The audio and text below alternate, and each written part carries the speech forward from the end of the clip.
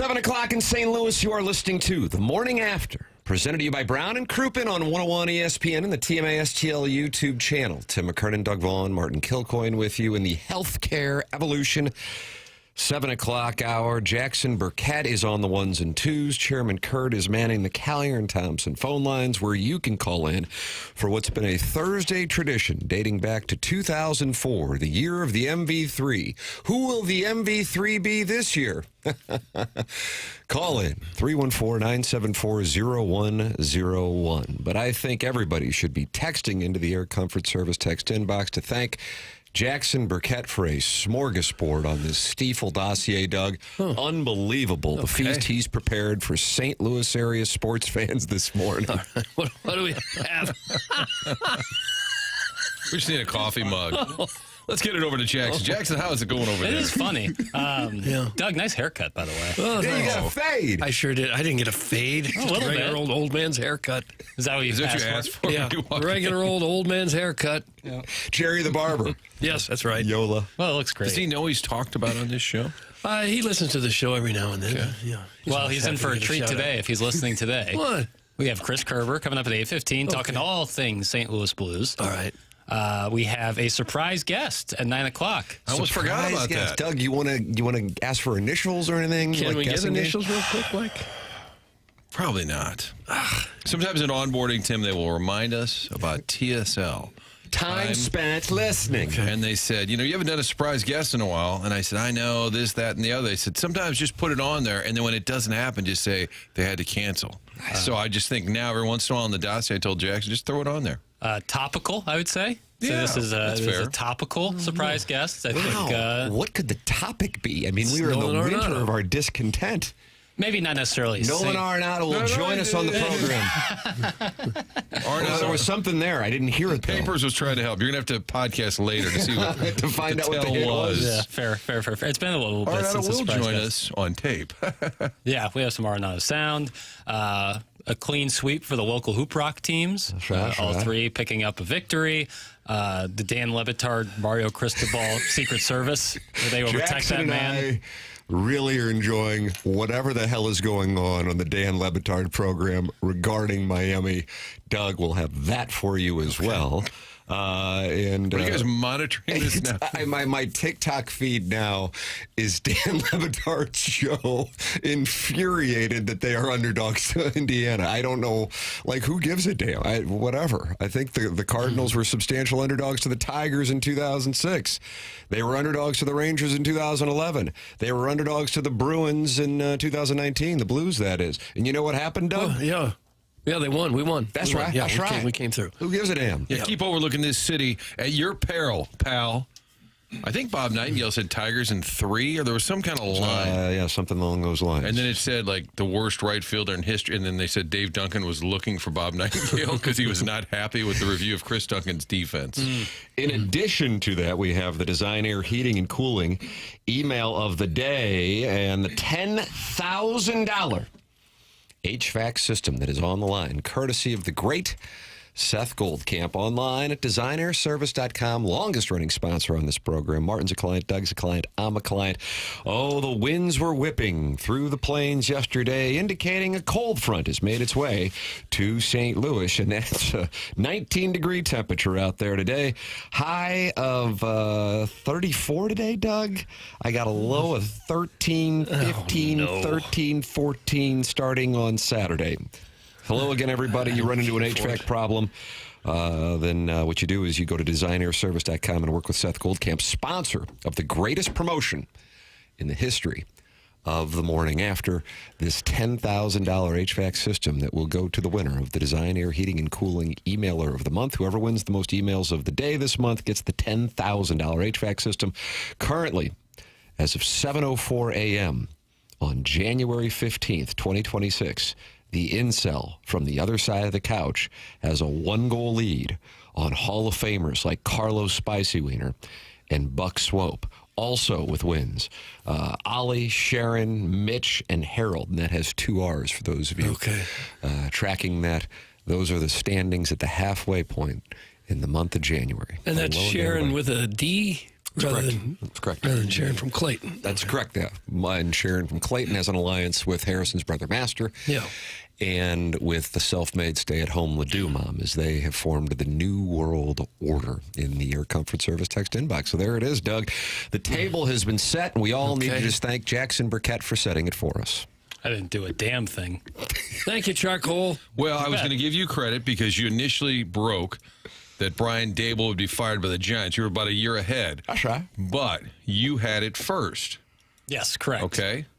Mike Francesa gets poked at on this show quite a bit, but it appears he was right about John Harbaugh because he just had a feeling.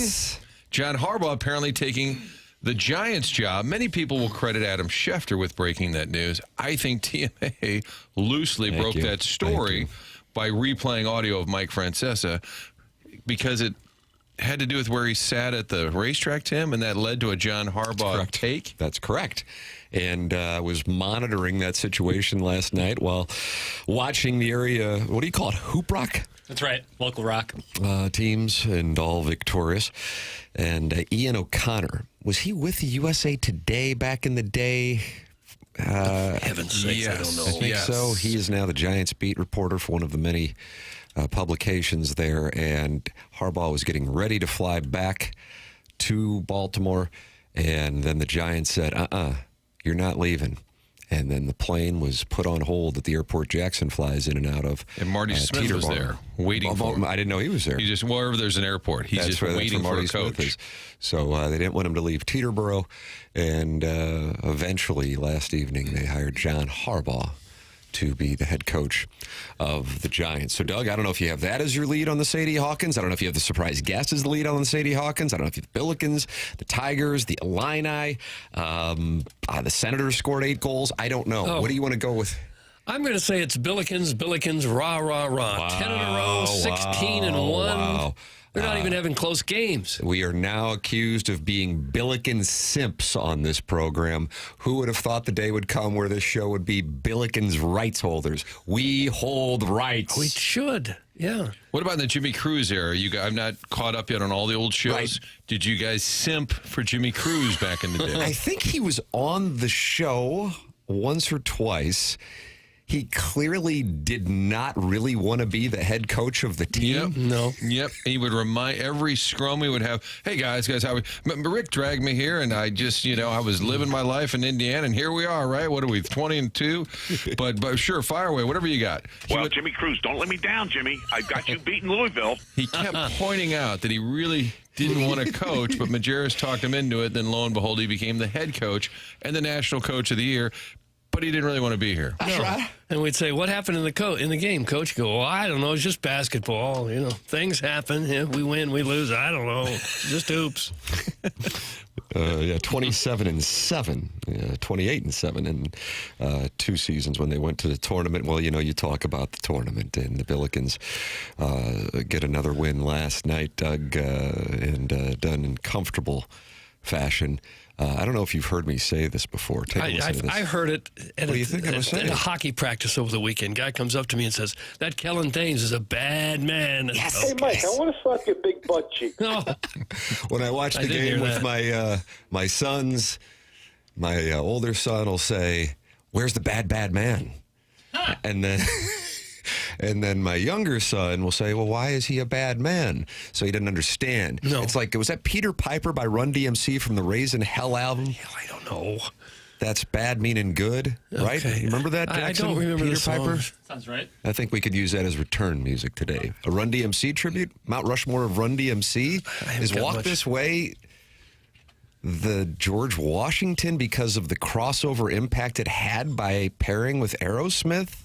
I think it was groundbreaking in doing that. See, Doug? What about Just listening and learning. Thanks, Mo. It's Tricky. Is that the name of the song? That also was from the Raisin Hell album, which featured My Adidas. Am I right on that? And, of course, Peter Piper. What about Down with the King? I thought we were talking about Missouri basketball. I'm talking about Billikens basketball, and that's why you need to do some Adderall with Jackson. Hold on, Tim. Suck it. Was it the '84 Cards Cubs weekend, the Ryan Sandberg weekend? I was with cousin John, and we were in Chicago.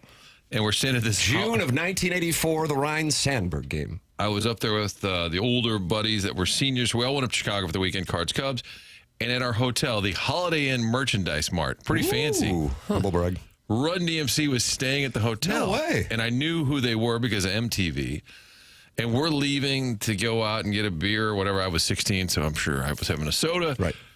And they're getting on the tour bus. And I walked up. I don't know if it was Run or DMC. I went up. I said, hey, what's up, guys? What'd they say? Big And fans? I said, where's the show tonight? Any tickets? And I swear to you, it's one of the two. Turned and said, yeah, there's probably some for sale. And got on the and got on the bus. Here you were simping for them. Yes. I was, that off? what's up, guys? We'd love to come to your guys. show. You at the Vic? You at the Scott? Yeah, there's tickets for sale. Okay. Have a great show, guys. Doug, do you remember the Rams-Eagles opener? Was that September 9th, 2001? And they would later play in the NFC Championship game, and Aeneas Williams would pick off Donovan McNabb to send the Rams to the Super Bowl for I remember what would that become game, sure. the beginning of the end of the NFL in St. Louis, but we didn't know it at the time. Do you remember that? I remember the game, yeah. When I was checking into the hotel, Martin, I don't know if you went to that game. It was at the Vet, the old Vet. Did not. It was a great game. I think it went to overtime. Was it 17-14? I don't remember the score, Tim. I was checking into the hotel right behind. Wow, these questions are tough. Something's wrong with my drop machine. I'm clicking on these drops just to open them. They keep playing. Sorry. So you're mad when drops are played? That just shows that Big Tuft is right and you are I want them. anti-drops. I want them played when I want them played. This is like I want an Oompa Loompa and I want one now, Daddy. Yeah. it's like the Dota where two shows are happening at the same time. Please continue. I apologize. I was checking in behind DMC at that hotel, and I knew the difference between them. And then in Las Vegas, was that 2017, I saw Run in the lobby of the hotel where I was staying, and that was the same weekend I was checking in behind Jermaine Dupri, who I tower over, and I cannot say that too often unless Mickey Carroll is at a Girl Next Door event. These are all facts. Okay. You can Doug, check them. Look it up. I don't give a damn. Who do you follow closer, Run or DMC? I wouldn't know either one if they walked in that door What right about now. Jam Master Jay? No. You would, because he'd be a hologram. I wouldn't And know. that's where Down with the King is a tribute. So I went nothing but Run DMC, and we're talking about this because Martin was looking for tickets at the bus in 1984 outside of Wrigley Field or the Holiday Inn Merchandise Mart. Yeah. I guess it's worth a shot. You see somebody like that. Yeah, pucks on net. Can I have a ticket? Who, for all you know, he had a pocket full. Here you go, kid. I'm going to Chicago. Stand up. How about that? I have a feeling if I was a female and I wasn't a dopey-looking person, maybe there would have been a chance. Ticket for you, yeah. Run DMC came out in 1984, Doug. What a year it was. So anyway, the Billikens are pretty good. Imagine if WFAN led with St. John's this morning. We are the most pathetic sports town in America. That's from the Hunchback of Vaughn Castle. Well, we're getting there, yes. The Billikens are a nice little feather in our cap at the moment. Where would we be without them?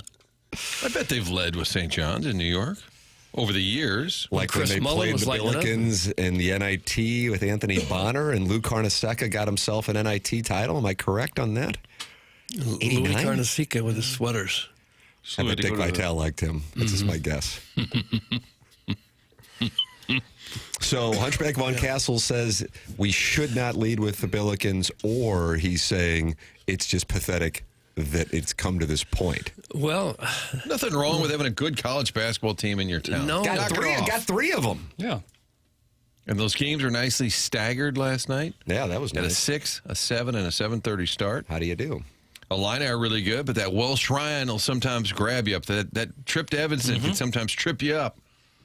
But the Illini have won 6 in a row. The Billikens have won 10 in a row. And Mizzou, that was one of those games you just had to have. You can't lose to Auburn at home if you're a tournament team. Couldn't agree more.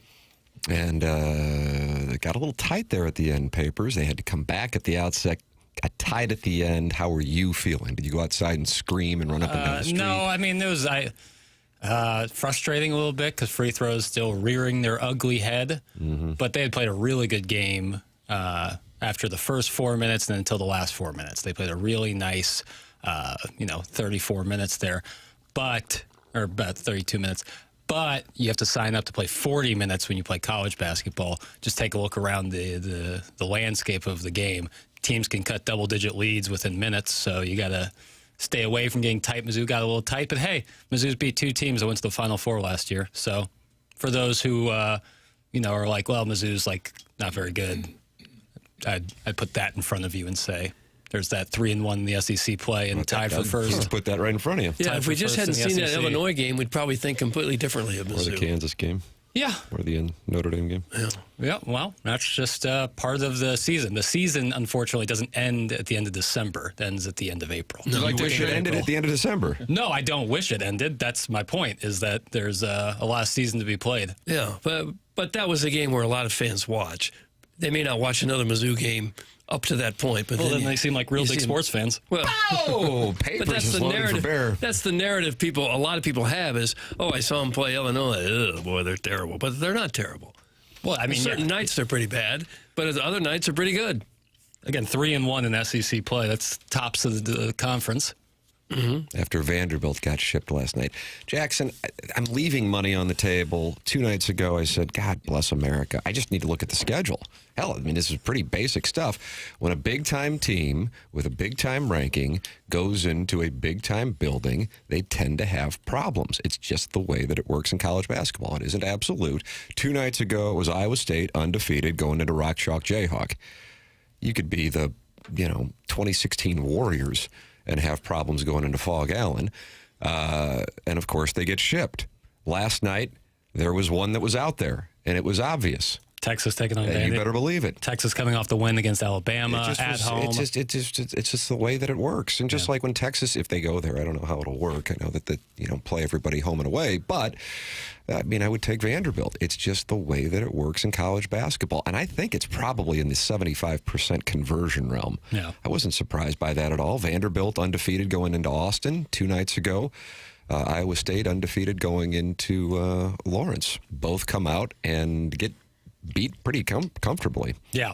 Yep. That's the way that it works. It's the psychology of young people going into environments like that. There's only 5 of them, and if it messes up 1 or 2, it's going to impact the way that they perform. It's just kind of ABC poker. Doug, we're leaving dollars out on the table. I know you want to do this show for 25 more years. At least.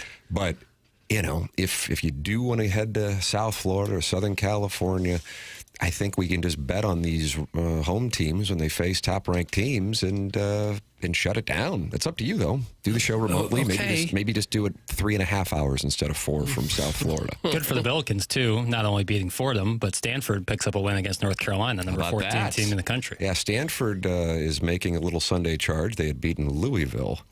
And that's a team that anybody who watched that game, and I realize that probably wasn't many people, but the Billikens were in complete control of until a freak ending. Jackson, what would your power rankings of the 3 area teams, 1, 2, and 3? Illinois won. I believe it's Illinois. Yeah, you're right. Illinois. Won with a bullet. Yeah. Honestly, a pretty big gap in That between. might be a national championship team. Certainly a contender. They are a fully loaded team. The SLU and Mizzou conversation is a tough one because SLU has certainly had the better season. They have not had the ups and downs that Mizzou has had. However, I don't know if SLU would beat teams like Florida. I don't know how they'd fare against an Auburn or a Kentucky. I don't know. How would Missouri do against Fordham? Probably a pretty similar result that SLU had. SLU plays What a about much going into LaSalle? You think Gates can just walk in there and win? SLU plays a much more fun brand of basketball to watch. I think Mizzou could have handled Principia. Yeah, that Principia. I think Jay Blossom's bunch down the road would have maybe fared better. The other Principia. Yeah, the high school. But that's a tough one. That's a real coin toss. And I don't know if I can say definitively one way or another. Kwame Voyukis IV can't believe what he's hearing. There is no way Jackson is doing this right now. That's from Kwame Voyukis IV. Usually, Martin, if I'm not mistaken, he likes to go after you. He has turned his attention to Jackie Papers. I don't know what he means by that. Well, I think if people would be like insta-call, like, no, SLU is better than Mizzou this season, I would ask, do you think SLU would beat Florida? Even if that was at Chaffetz.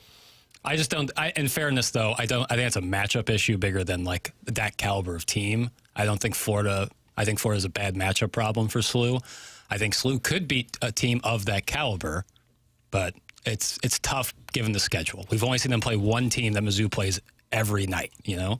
Take off your Mizzou gimp mask, pagan. That's from Maxwell Hung. Is that in reference to the character from Landman? I mean, again, like. I know that Mizzou had the Illinois game. It's fine. But this is such like a losing. Trying to go But this is like such a losing thing for me because like I'm being honest, and I think if you were to ask unbiased national college basketball people, they would probably give you a similar answer. Like, wow, that's a pretty tough up and down. I'm not sure, But because I'm who I am, it's just going to be met with negativity. This guy says you're a simp with a gimp. Okay. All right. I If think someone it's- can point a hole in my logic, that would make it for a more good faith argument. Jugs in D.C., who I think we tried to get to call in the other day, he wasn't happy that Doug didn't pay homage to George Mason or George Washington, which got us into how Chuck Todd had George Washington change their nickname from the Colonials to the what? Revolutionaries. Yeah, and that rolls off the tongue. He says, SLU would absolutely dog walk Mizzou. The Tigers absolutely are ass. Jackson, you dumbass. Mizzou sucks ass. Oh. Yes, they would. Jackson, you dumb homer. This take is borderline Orlovsky-esque. That's Jugs in D.C., and we'll move him to the front of the line. And the Callier and Thompson phone lines at 314-974-0101. And he loves George Mason or George Washington? Either way, wonderful I close. don't know. Mizzou's tied for first in the SEC. Like, I'm not saying something that's outlandish.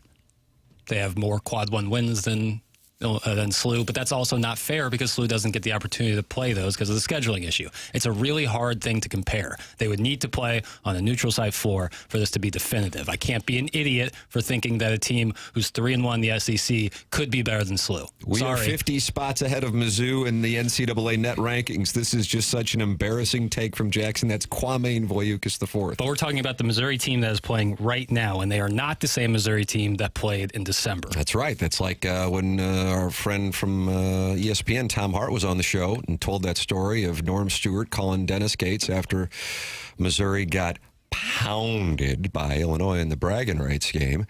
And I gather the background of the story is Norm Stewart was telling Dennis Gates, hey, we got worked over at Bud Walton Arena by the 1993 Arkansas Razorbacks, who would become the national champions a few months later.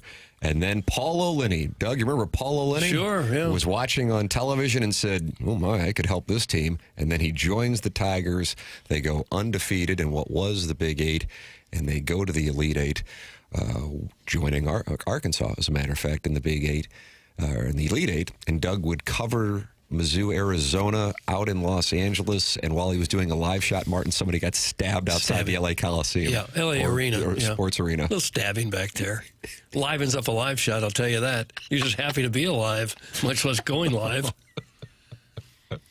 Did you pivot then to a news reporter? Yeah. You want to cover it? No, they weren't interested. I just said, did you have Larry's- notice what's going on behind me? Guy opened the door to talk to his girlfriend. She stabbed him. Did you have Larry's It happens. taser handy? I did not have a taser. No. SLU stands sound pathetic right now. That's from Adman the Madman. Welcome to the show. My original take was I can't say one way or another. It's a real coin toss on who you think would be better. I think you can make an argument easily for both teams. All these SLU fans, and then it gets graphic regarding what they can do with their mouths and a body part. Oh. I'm with you, Jackie. That's from the 314. But I SLU didn't- would run Mizzou out of the gym, moron. What are you watching? That's Dino Bravo, and it is not going well right now in the air. See, it's like just like now because I've been worried about this for a while, especially with Mizzou, having a much better season after the Illinois game. Is like this is going to be a question that comes to my way, and I'll say something, and I'll be ripped to shreds by SLU people because they're having an outstanding season. There is no doubt that they're having an awesome season. They're probably the best mid-major team in the country. It's just unfortunate if you're trying to compare them to a Power 4 team because they just only have played one. They've only played one, so similar competition. It's just too hard to judge right now. What about the eye test? The committee likes the eye test. But again, I'm watching the eye test based on SLU playing. VCU, that's a much better way to look at it. Like if you look at the VCU game, that's a very, very strong VCU Rams team. That's one to look at. Last night against Fordham, tough to gather. Fordham is not that good. Vince Lombardi went there.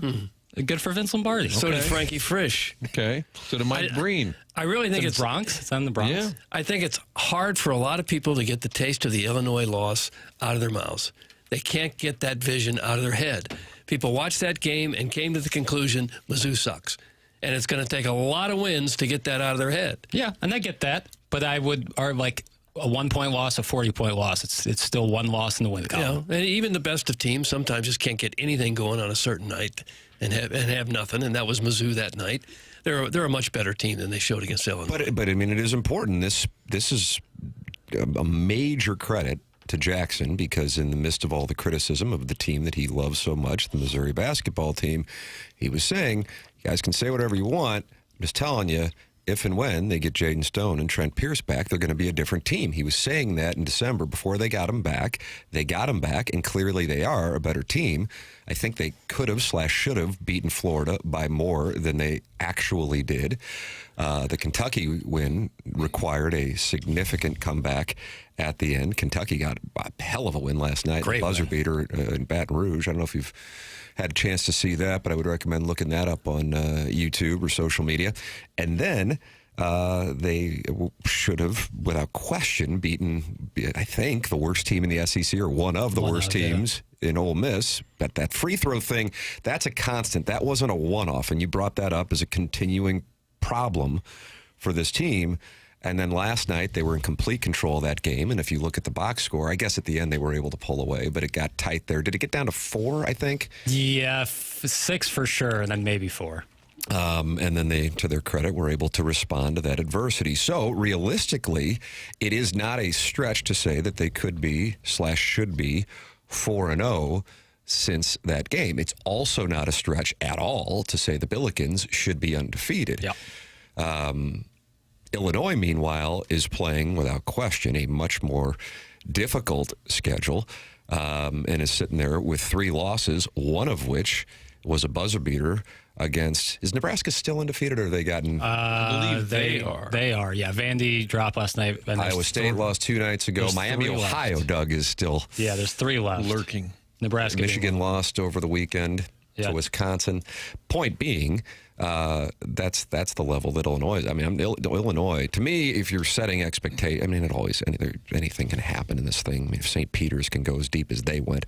But Illinois fans' expectations, I would imagine, are this thing could be a Final Four operation.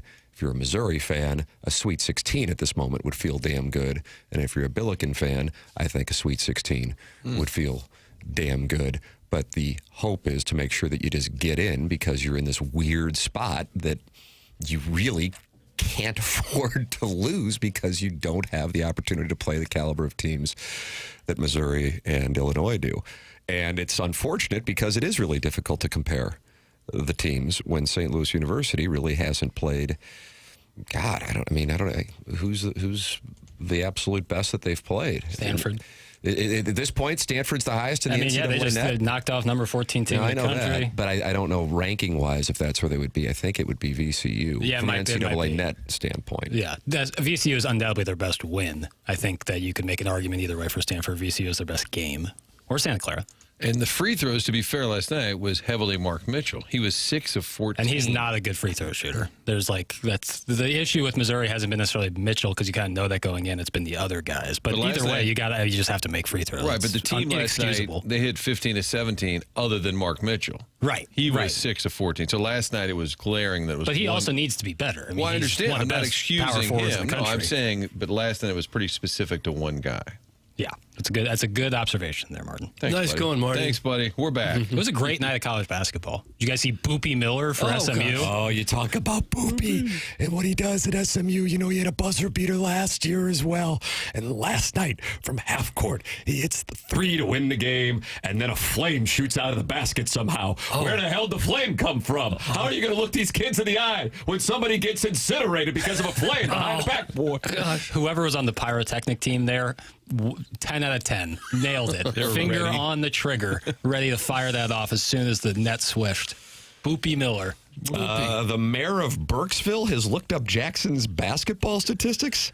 Jackson thinks he's a ball knower. Can we talk about Paper's basketball stats? He only played in 16 of 26 games as a senior and shot 18.2% from 2, 0% from 3, and a robust 38.5 from the free throw line. Total of 9 points for the season. That's the mayor of Burkesville. Doug, is that alarming? Is that out there somewhere? I don't even know if that's accurate. Your Ledoux stats are out there? Those seem fudged. Is that like in your Twitter bio when you give takes? Whoever that is, if they want to play one-on-one, I'm ready. Oh, gosh. Put your money where your mouth is. Talking all that mess. It's hard to come in and after sitting for 34 minutes and then try to get a bucket.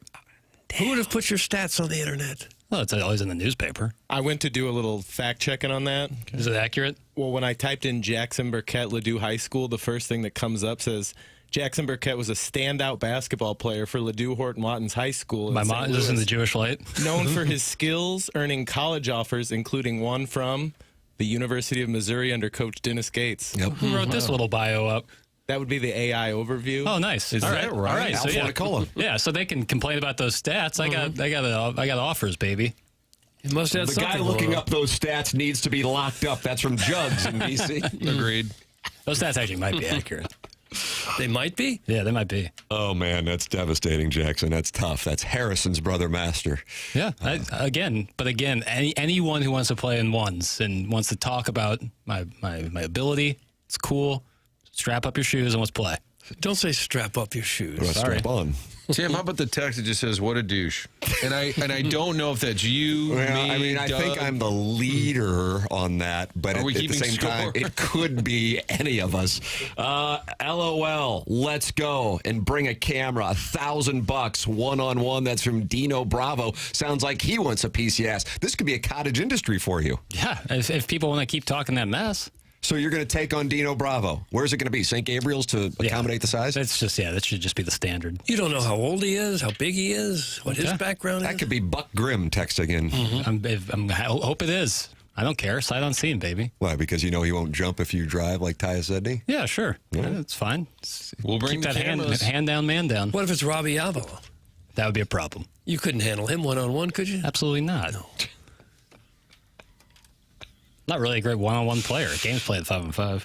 A guy circling back to Jimmy Cruz, he had a number of folksy sayings, too, like, well, I think two things, and I don't know what just happened. Classic stuff. Anyways, Doug, let me at that tush. That's from Brian Henshin, who is waiting to find out if the Colts will get an invite to the divisional round. I just got sexually harassed By from the a Colts beat writer, writer. from another media member.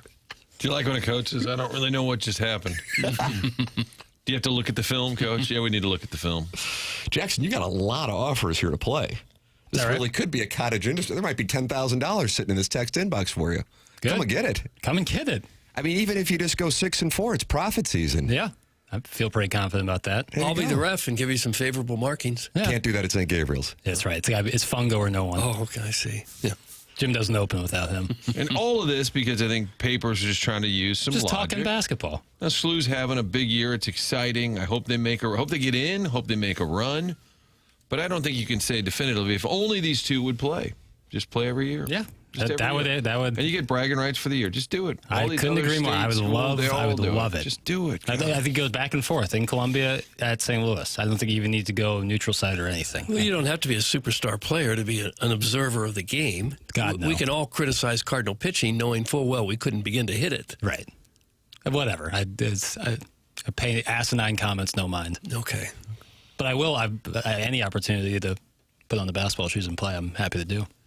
Big Tuft, who is critical of your drops, is now saying that Jackson's SLU basketball take was one of the worst, and I mean the worst takes I've ever heard. And this show has 20-plus year track record of bad takes. That's from Big Tuft.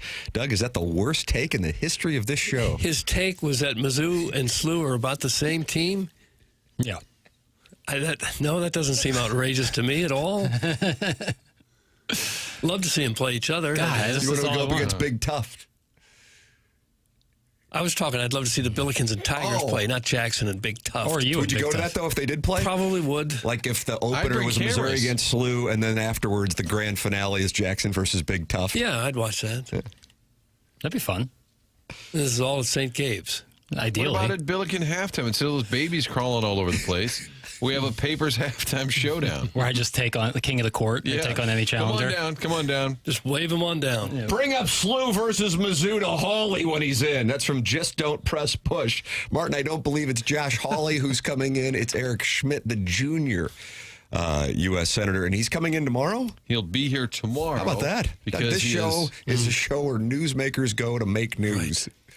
If you went to a Billiken game and started challenging people to come out of the stands, you'd get your ass kicked. You think? Because there's a lot of former players. A lot sitting of there watching tall- those a lot of games. tall I don't want any guys who used to play. Here comes Anthony Bonner. Oh, no. Can you imagine that?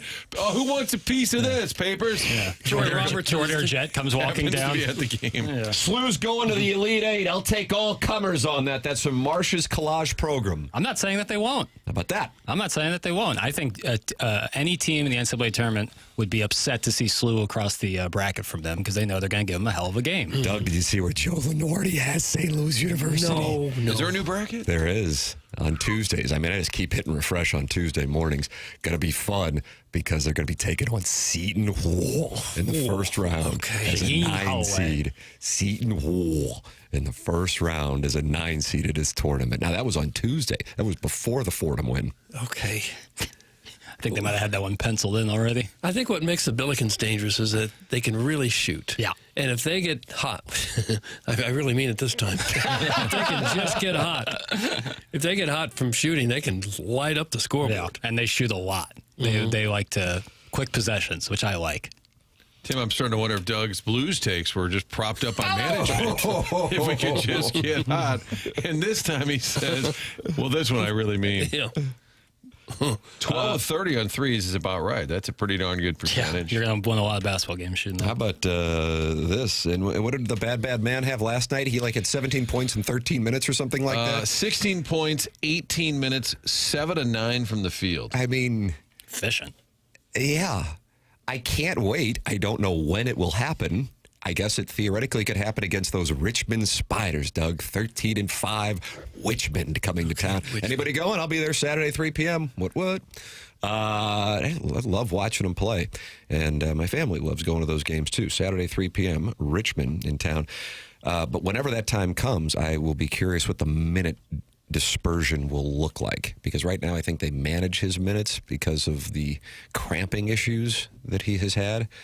But when the time comes and they actually are tested, I would imagine you will see more minutes. He certainly had more minutes when they were at VCU last week. Yeah, you would think. There were 6 guys who played more than he did last night. Tim, SLU has the potential to be an Elite Eight team. I am an avid college basketball fan and grew up close with Gino Auriemma. Really? My family and his were very close. Papers knows ball, but SLU is better and would paste them if they played each other. Coaching matters. I have spoken. That's from gosh. Marsh's collage program. I like that when somebody says, I have spoken. Well, just because you knew Gino Auriemma doesn't mean you know hoops better than Jackson. Maybe he sat around and talked ball. And I'm not saying that I'm some a psychic or I've Mr. Basketball. I just love the sport, love watching it, watched it for a long time, and I love the way SLU plays. It's really fun to watch. They're really well coached. SLU won't even make the NCAA tournament. That's from Doug's Dungeon Dweller. I don't think there's anything that you can see so far in the SLU season that says they won't make the tournament. I think everything that they've done has their led. conference and the lack of bids. I mean, there is a. But even if they lose 2 more games and I don't hope win the the record- A10, right. I think that they'll still get an I hope automatic the bid. record is so gaudy, and even though the rankings shouldn't have any indication on anything, if you could sit there for a while at 23, 24, it just adds to this national cachet, even though it shouldn't mean Gets a in thing. people's heads. Yeah, Yes. 100%. And I think they will be ranked come Monday. We got a break. We just did a 37-minute segment. What are we talking about? Ball. Yeah, ball knowers. It is the 7 o'clock hour, and the 7 o'clock hour is brought to you by Healthcare Evolution, online at healthcare-evolution.com. Doug, you got a little shoulder situation, kind of like I did. Yeah, a bit of a stiff shoulder. I don't know if it's a frozen shoulder, but Frozen shoulder? Let me I've go never back heard like that. this. Oh, no. Yeah, so it's just The a little left bit of a shoulder is better. The right Left one? shoulder's fine. God Right bless. shoulder, yeah, always feels like I just pitched a doubleheader. Well, they want to see you out at Healthcare Oh, get out Evolution, and this is something that has really enthused a number of our audience members because they can relate. You get an injury, whether it be you're playing one-on-one against Jackson, you're working out. A lot of people get back in the gym right around this time every year. And then you get some kind of injury. You go in to see your doctor after a couple of weeks of waiting, and then your doctor says to go see a specialist. Then you got another few weeks of waiting, and then then maybe you can get an MRI, and maybe then physical therapy, and then you wait another few weeks, and then maybe you can get some treatment. That is what Healthcare Evolution eliminates. You can get a free consultation at healthcare-evolution.com. Imagine that appointment that you have in February. You don't have to worry about it. You can get in there today. They are a St. Louis-based business. Logan Taylor is the founder. I know Logan, so I can speak firsthand. That's who I went to see regarding my shoulder labrum tear. And man, now I understand why this place is taking off. They give your body the tools to heal itself. They place the long road of chronic issue leading to surgery within a 30-minute regenerative procedure that puts you back out on the field, the ice, the court, or back in the gym. They've removed the middleman by moving away from restrictive insurance models.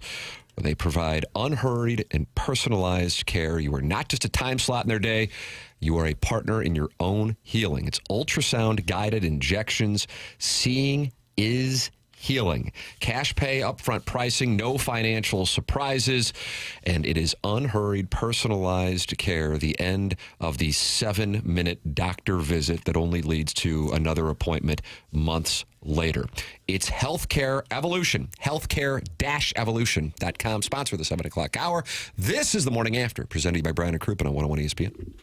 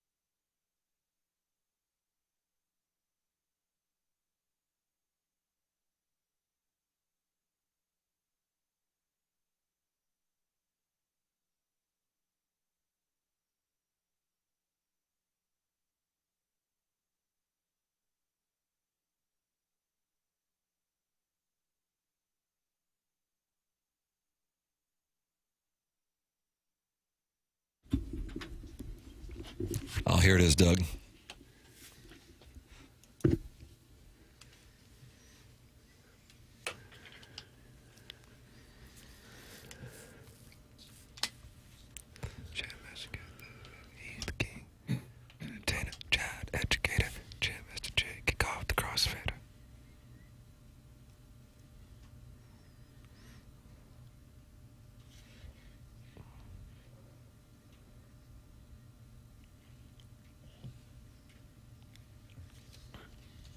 Tell me this isn't the jam. It's not as good as what I heard yesterday. We'll get your asses next year. The Frank Sinatra tune for the Cardinals. Yeah. Man, I miss those Adidas sweatsuits. Bring those back. Let's bring them back. Hey, let's do it. Why don't you wear that when you play Big Tough for $1,000 one-on-one? That's too much clothing. Wow. Hot. Weirdo. I play sweatsuit? Naked basketball? Nah, boy short, It t-shirt. says juicy on the back? Ideally. I am going to if go they're to clean. this. It's TMA 101 ESPN shows also on YouTube. You subscribe to it, and then you can go in there and talk it over with John Scores, the Walrus King, Nipper School Monitor, DJ Patty Cakes, and Libby Jackie DiCaprio still has his Auburn. You got to change that to Avatar. LSU. They are all in there. It's the Michelob Ultra YouTube chat. 206 friends in there. 6,440 subscribers. Subscribe to it. Papers, we're going to do a QFTA today. Yeah. Okay. I got a doctor's appointment. Doug, what time is my appointment? I don't know. I think it's at 12. Doug, get his planner.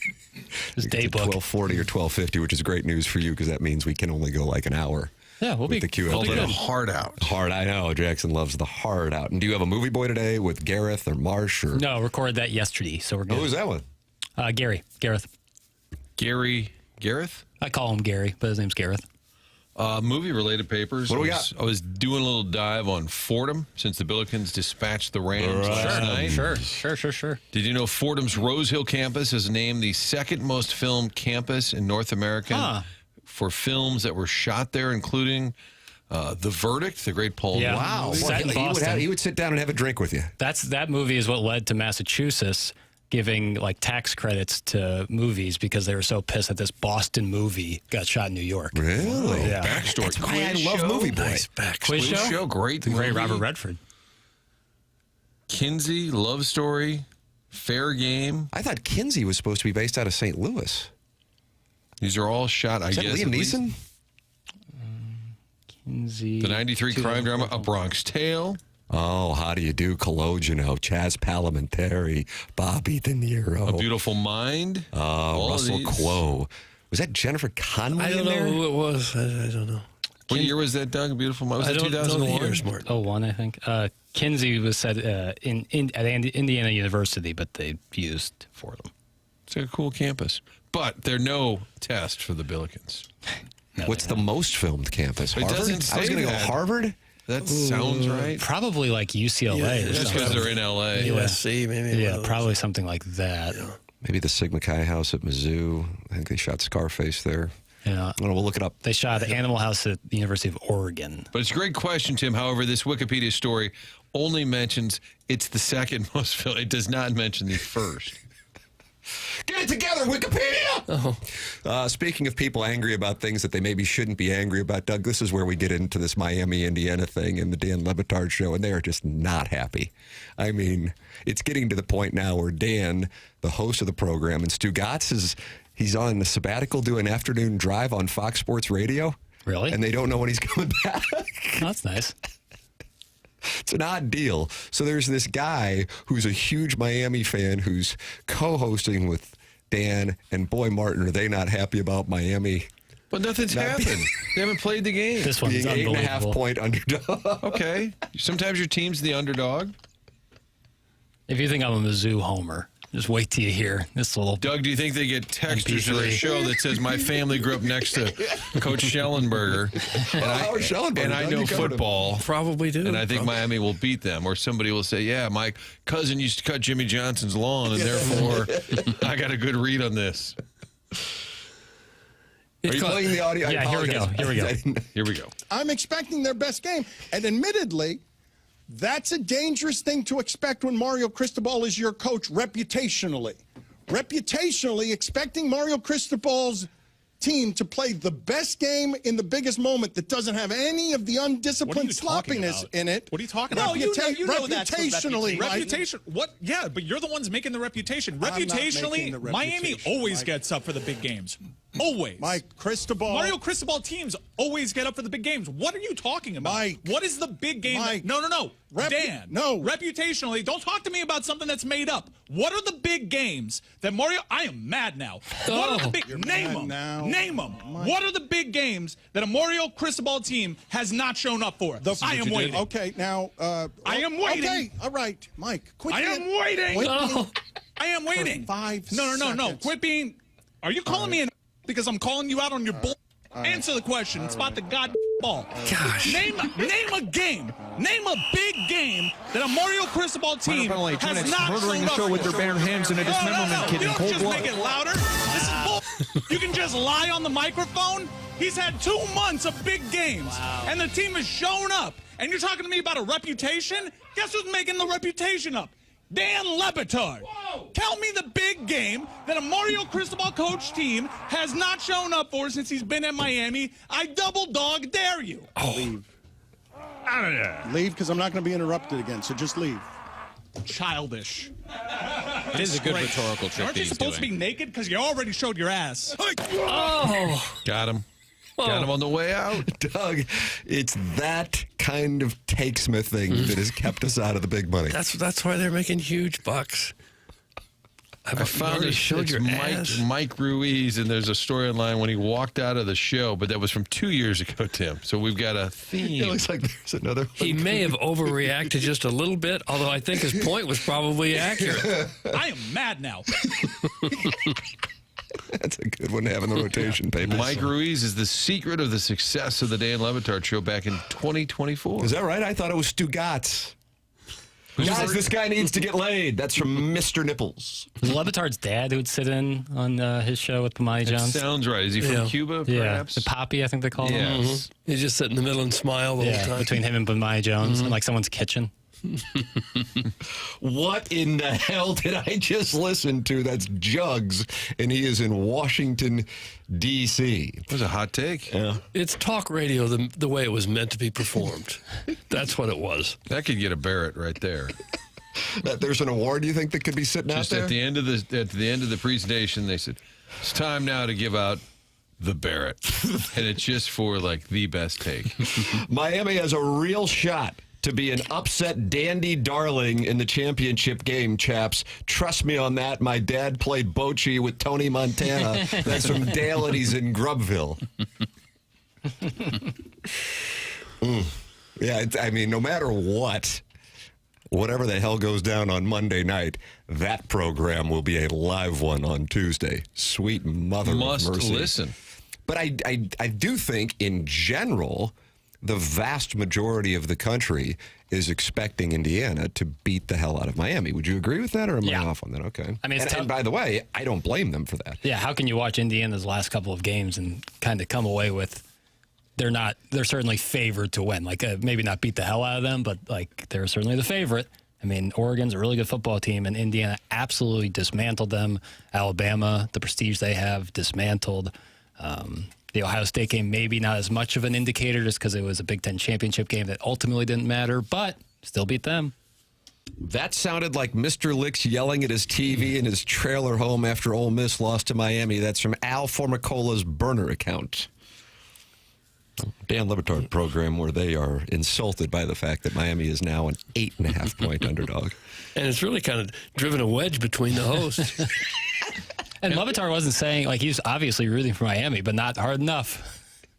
And what he was saying is a narrative about Mario Cristobal. He tightens up with game management in crucial moments. But then his co-host demanded account. God, I might have him call in. What's his name?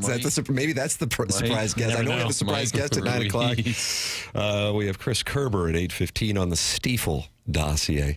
And then we also welcome you to email in for our Design Air Heating and Cooling email today, which will come your way at 9:45 on the program. Nolan Arenado did speak yesterday with regard to the reasoning for the move from St. Louis and his reflection on all that transpired. You will hear from the former Cardinal third baseman. If you're podcasting and just joining us, you can go back to the beginning of the program for a thorough discussion on the three local college teams making a run this year in Missouri, beating Auburn, Illinois, beating Northwesterns, and Billikens, rah, beating Fordham last night. For the first time since Barn 2013, all three could be en route to the tournament.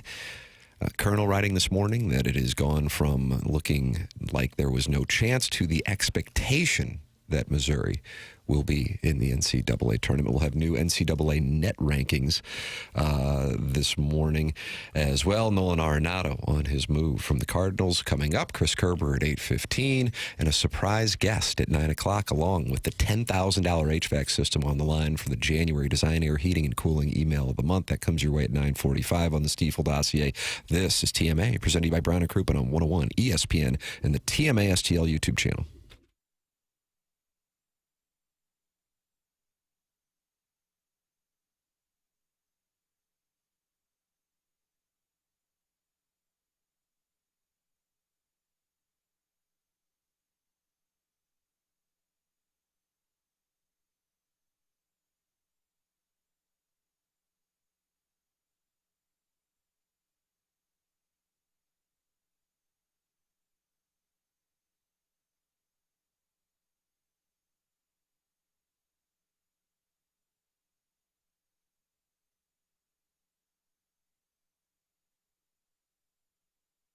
Schnucks is always doing their part to help you save money when you're at the grocery store, and I'm excited to tell you about something new, something fun here in the Schnucks Rewards app.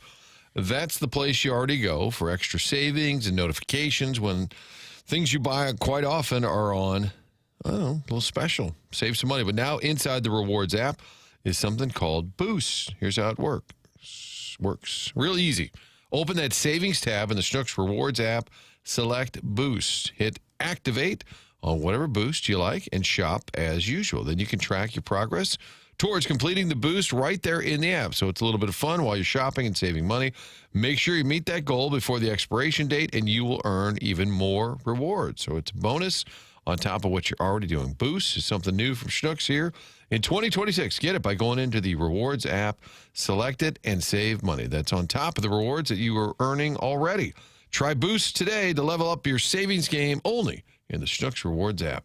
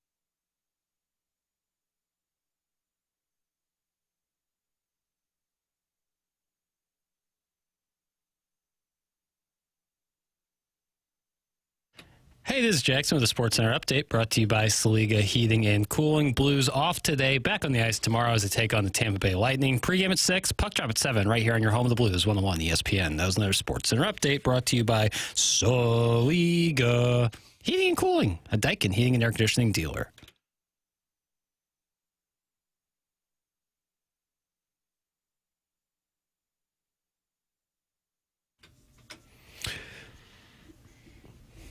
Doug, what do you like more, Peter Piper? It's tricky. Tied for first. But you will probably put Walk This Way ahead of them both. Sure. Yeah, that's what I would do. And then what you My said. Adidas, Down with the King. Christmas and Hollis has got to be live, too. Jackson's having a big Run DMC Thursday here on the morning after. The 8 o'clock hour brought to you by Fisher Window and Door Store underway on 101 ESPN and the TMA STL YouTube channel. Lots of college basketball conversation with Missouri, SLU, and Illinois all winning last night. And Jackson taken to task by many in the audience for saying he's not sure who would win between St. Louis University and Missouri, which led to Jackson getting 10 offers to play for $1,000.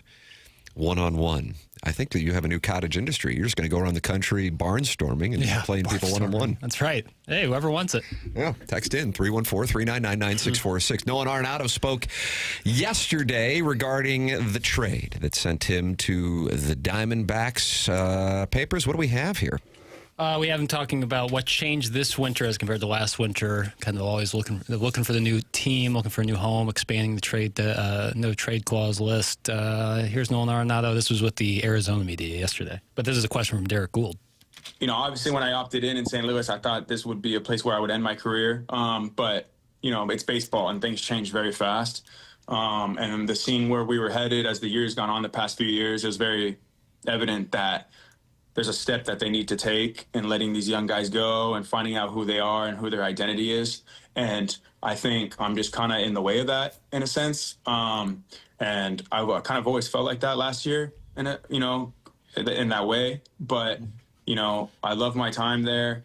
I think, you know, the conversations I had with Chaim also was very much, you know, we want to let some of these young guys play, and not that I'm in the way, but, you know, we need to see what we have. And, we already know what we have with you, but at the same time, we need to move on. And it was very respectful, and I was very understanding of it. And that was all there is to it. And like I said, things change fast in this game. And, you know, you just move on. And I'm excited for the new opportunity. It feels like a fresh start. And just got to go out there and compete. I'm going to miss him personally. 5 years here, 3 of them all-star caliber, one of them darn near MVP caliber. Clearly on the downside of his career, however. And like I said yesterday, I understand why they have to do this, but I don't like that they're doing this. I don't think they're better off because of it. They're not saving a lot of money because of it. They're just a worse team because of the trade. There was a tweet that said he came here to play postseason baseball. That's why you get out of Colorado. Mm-hmm. And they said, but in the end, he had more postseason appearances with the Rockies than he did with the Cardinals. Mm-hmm. He was there longer, but only 3 appearances here. So in his Cardinal stay, they went 0-3. Okay.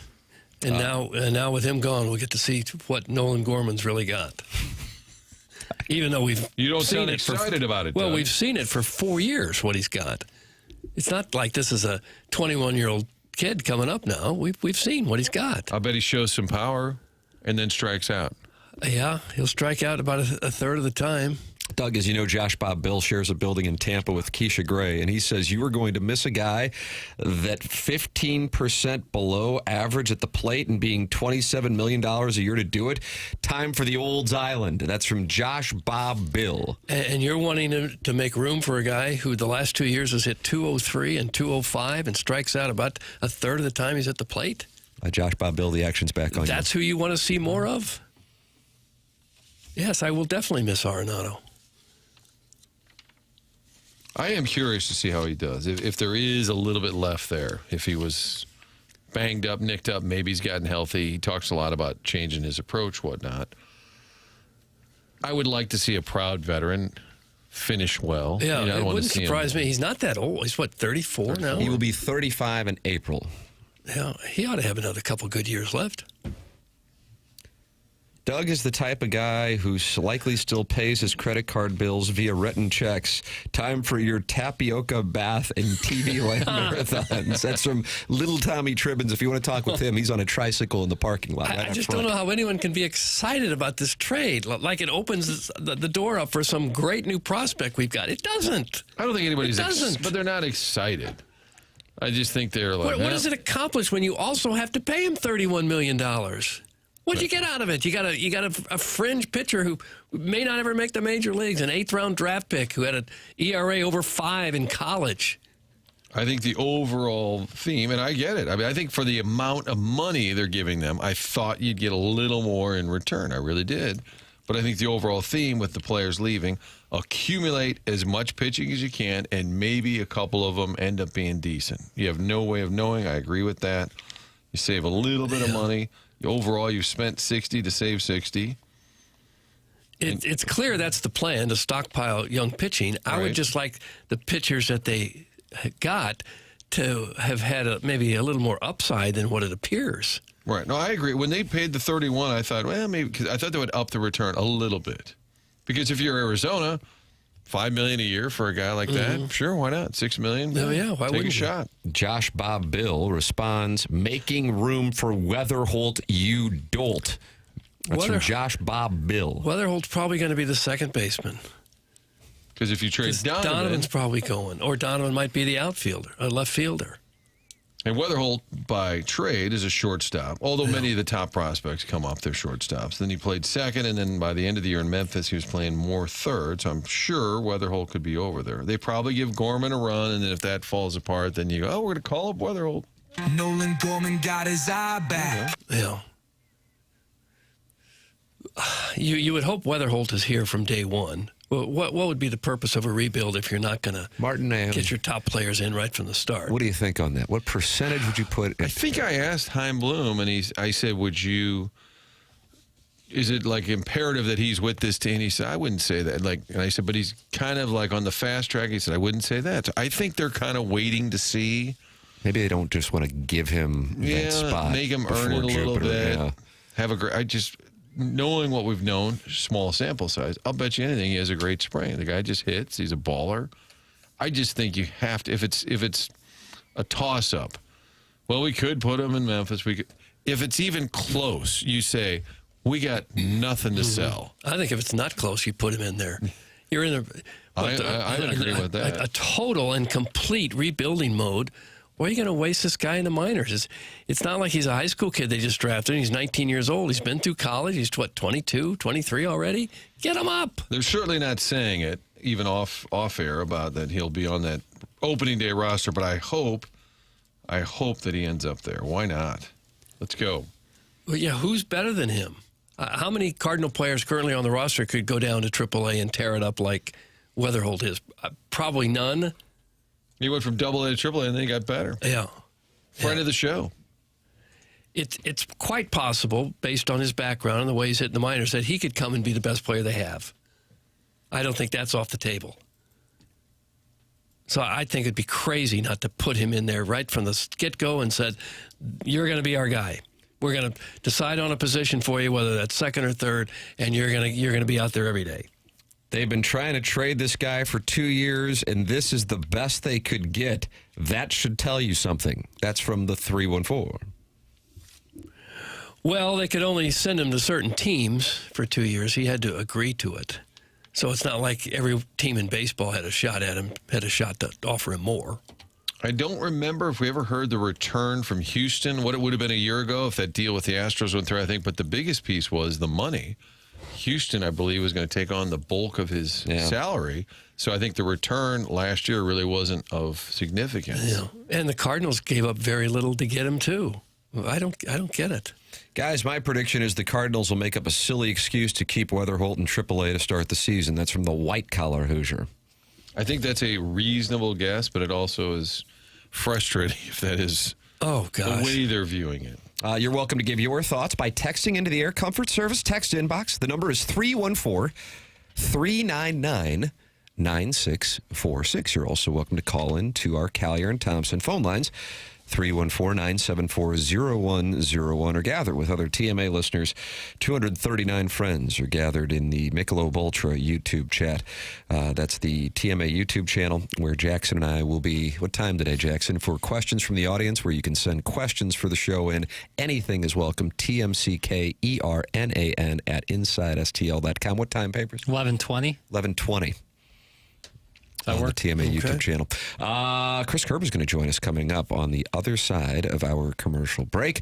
Usually with us on Monday. He was under the weather, and because he was under the weather, Alex Ferrario of BK and Ferrario got a chance to call both the second and third periods of the win over the Hurricanes. We'll talk it over with Chris Kerber regarding what was an incredible night Monday at the Missouri Athletic Club for the Blues Hall of Fame. That is coming up. A surprise guest at 9 o'clock. Doug, do you have a feeling who it is now after the hints? I have no feeling at all. I couldn't get an initial, not a first initial, last, a middle initial, nothing.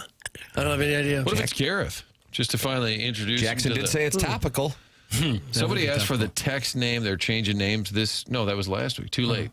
Glenn Gareth. That's pretty good. Look that on. So you can participate in that guessing game as to who the surprise guest is at 9 o'clock, and the Design Air Heating and Cooling email of the day, which comes your way at 9:45. This is The Morning After, presented to you by Brown & Crouppen on 101 ESPN and the TMA STL YouTube channel.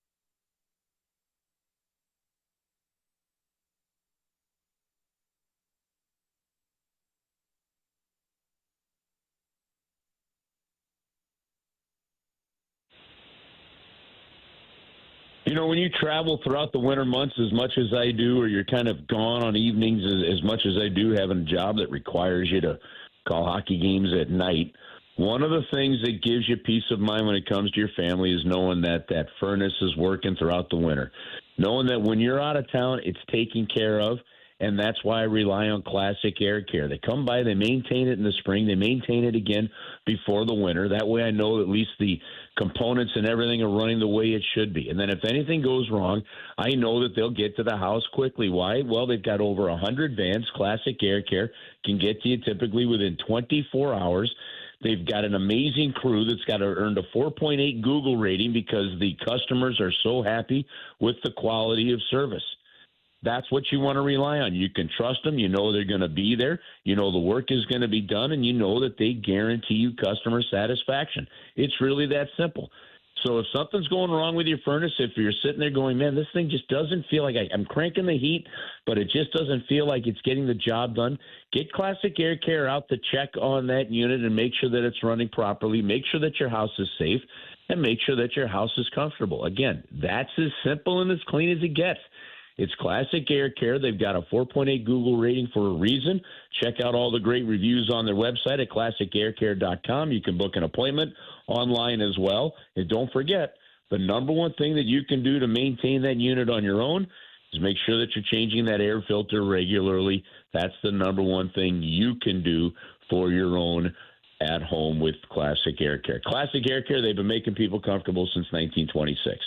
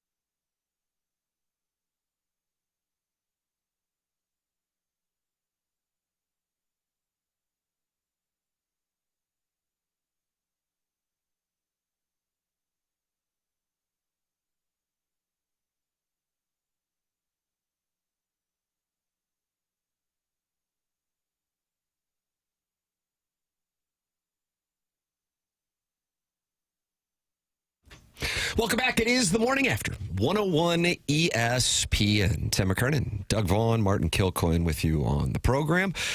Usually it is Mondays when Chris Kerber joins the show during the Blues season to talk about the weekend that was, but because of feeling under the weather, Kerbs is joining us on Thursday here on the Callier and Thompson phone lines. Morning, Kerbs. How you feeling, man? How's the voice? Yeah, you know what, Tim? We're doing better. Thank you very much. Giving it a rest for a couple of days did the job, which is a good thing. And I guess, of course, we'll find out for sure tomorrow night. But it's been a good start. And you were able to handle what wound up being an incredible ceremony on Monday. I mean, that was really something else in so many different avenues because it does span generations when you're talking about the players who went in. I would imagine a lot of Blues fans have at the very least heard clips, if not seen some of it or watched the whole thing. As far as some of the observations you got a chance to see that maybe people weren't able to hear or see with the broadcast, what stood out to you from that night at the Blues Hall of Fame? Well, man, I'll tell you what, it's actually a pretty good list of what stands out there, Tim, but yeah, I think the first thing is the first three that we did, the storytelling was immense. And, each year of this, as you would expect when you start a Hall of Fame, is you're going to have so many different eras and generations of the Blues teams represented. But again, it hit me on Monday as much as any of them, where when Red Berenson and Gary Younger are sitting up there, and Red Berenson at 86 years of age, is sharing stories with detail about Al Arbor as if it happened just yesterday. And the names that he's pulling through. And, I mean, Gary Younger pulled out a certain play, and he's talking about a puck was here all on the wall, and you're going, my goodness, it was just amazing. But the part of that is that you're sitting there, and I call it living history in this sense. It's because you're talking to people that were there, and you realize, wow, we're listening to guys that were there in the first few years of the St. Louis Blues talk about players and what that team was. So it's a firsthand account of it, and eventually, obviously, that passes. So I think that's the first thing that really jumped out at me, early on. The ceremonies obviously moved on to the True Blue Award and Chaser. And look, we had over 50. We had 56 total, either current or former Blues that were in the building, for that game. Guys like Pat Jablonski was back in town for it, right? And to hear Brett Hull's emotion just dripping through the microphone. I, of course, had the seat right there in the middle of the stage right next to Chaser. And, to see Chaser sometimes with his head down because the emotion was so strong. But I could see underneath the brim of that cap of his, and I could see his face and stuff like that. That, to me, was the powerful one. The first few really were very heavy, here's our history and a lot of storytelling. This one, the storytelling was still there to a degree. But, I mean, even with Steve Ott talking about Barrett Jackman and Alexander Steen, the emotion just took over that whole night. And that's what took that one off the charts for me, was just the emotion on Monday night. Well, when I see guys like Red Berenson and Gary Younger and Glenn Hall, equipment was right there. He had passed away a few nights earlier. Those are really the guys who made Blues hockey in this town. I mean, when they got here, nobody knew hockey from the hole in the wall in St. Louis. Nobody even knew the rules. A lot of people didn't anyway. And those guys really built something that now, 60-some-odd years later, is such a significant part of the community. I think we can't give those guys enough respect for what they built. Man, I agree with you, Doug. And you saw this, too, because, Doug being there and sitting right off stage near where Glenn Hall's equipment were, to watch the people come over to look at his equipment. At the end of the night, Jordan Bennington came over and put the glove on and was looking at the equipment, and it was really something else. But the way the fans are still reacting to these guys, to Red Berenson, and there's clearly some of the people coming up to Red and asking for his picture, asking for his autograph, were people that didn't have it, weren't alive to watch him play. In some cases, and that part is really cool. And what it shows me is that over the years, Blues fans have continued to pass down who these guys were, and more importantly, it shows that the franchises have been able to continue to honor these guys. To see Patty Solomon there, and at the end of the night, even she was kind of overcome with emotion, and she looked at me and said, it's so special that the Blues have pulled us back in and made us part of this and made us feel a part of this. She says, I just think back to everything, with my family. And I mean, there's just such great pride in that. And I'm telling you, I mean, I remember sitting in the meeting a good number of years ago, and it was, Chris Zimmerman had asked, have we done anything with the Solomon family? And I'm going, man, and I don't remember much being done with them since we were here. So Tom Stillman in this ownership group has really done a job of kind of bringing back some of that family-connected approach that the Solomons had that you hear about when they first ran the team. And you just feel it in that. So, listen, Mike Caruso, his group, Trevor Nickerson, his group, Randy Gersh, those are the three departments with the Blues that have really spearheaded this the Hall of Fame, and it's been fantastic. But the one thing, guys, and maybe, and you guys have all been around long enough, so you can either confirm, deny, debate, whatever you want with me on this one. But there is something. There's just a personal closeness with this franchise and its fans that seems to have been there from day one, that continues to exist, where everybody you come up to seems to share some story of personal connection with a player or two, whether they've been living next to them, ran into somebody at a store, whatever it may be. And then it all comes through on Hall of Fame night. It's pretty cool. I'm just glad they won the game because a lot of times the next night, when they have ceremonies or pomp and circumstance, for whatever reason, those have been letdown games for the Blues. Yet beating Carolina 3-0, minus Thomas, minus Broberg. But then in the postgame, all of them were talking about, hey, we didn't want to let down the alumni after what happened at the Hall of Fame. It did seem, maybe that sounds hokey, but it did seem like it kind of gave the team a lift. Well, here's the thing. I don't think it's hokey. And I think the most famous example, at least in my time, Martin, that I could think of is, remember after retiring Brett Hull's number, as the Blues were about to play Detroit, I think we got blanked 5 or 6-0 that night, on the night of number 16 going to the rafters. So, no, you're absolutely right on that. Now, the thing is, when I tell you that, there were 56 current or former players, there were 14 or 15 current Blues players there. And I was looking at the table and went around, said hello to the guys, obviously, and you're seeing the looks. You're seeing Jimmy Snuggerud and Dalibor Dvorsky and Logan Mayhew and Otto Stenberg. And I was talking to Otto the next morning, in the locker room before the game. I said, "What'd you think?" He said, "I knew Alexander Steen. He's the only former Blue that I knew. I had heard of some of the other names, but to see them and actually listen to them." Really, he goes, I really liked that.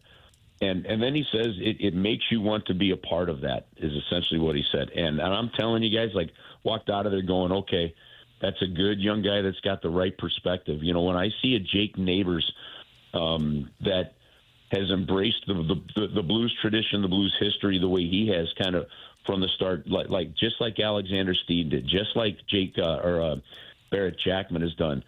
In talking to the young guys in the locker room after that, you could see that they felt the connection to that. There was something very real there, that it's not hokey. And some fans may go, "Oh, that's a bunch of, baloney. They should do this anyway. They should." Well, sometimes when you're young and you're going through something, you've got to experience something. And I think that was their first real experience for most of those younger guys of what the impact of being a Blue could be. And I think it was a great thing.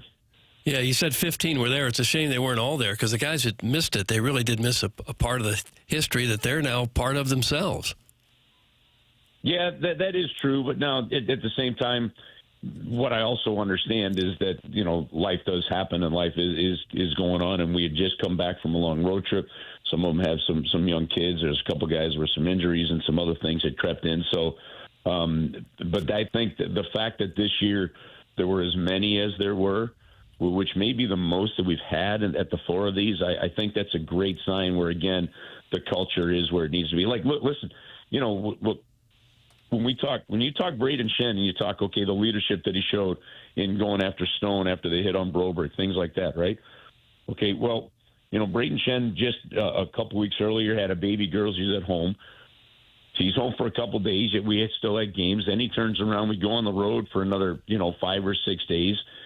Fly home on Sunday. Have that event on Monday, and then the game on Tuesday. And he's like, no, he's there because he understands what the alumni means and all that other stuff.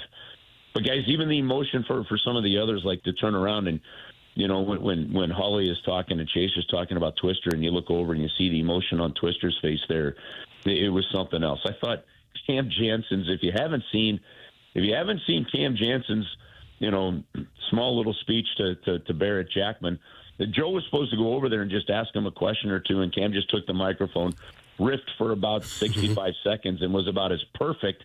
I mean, literally, here's the thing. I know he didn't write that out, but my goodness, was that as perfect of an honoring speech as you could have given. So there was a lot of fun to be had, too. Yeah, he should be a broadcaster or something. Cam. Yeah. Well, he didn't write it out. Trying to get in the business. But he's illiterate, so he didn't write it out. Right. That's why. No, I'm just saying. Now we got radio wars. Oh. Now we got radio. So now we're at war with Cam and the Cat. We're at war with the Fast Lane, and now we're at war with the Riz Show. Doug, that's too many radio wars for one show. Handle it. God bless America. Listen, the fact that he like perfectly rattled off his former teammates, she's a Stanley Cup winner and he's a Stanley Cup winner. He goes, me, I'm still a mess. So 5 out of 6 isn't bad.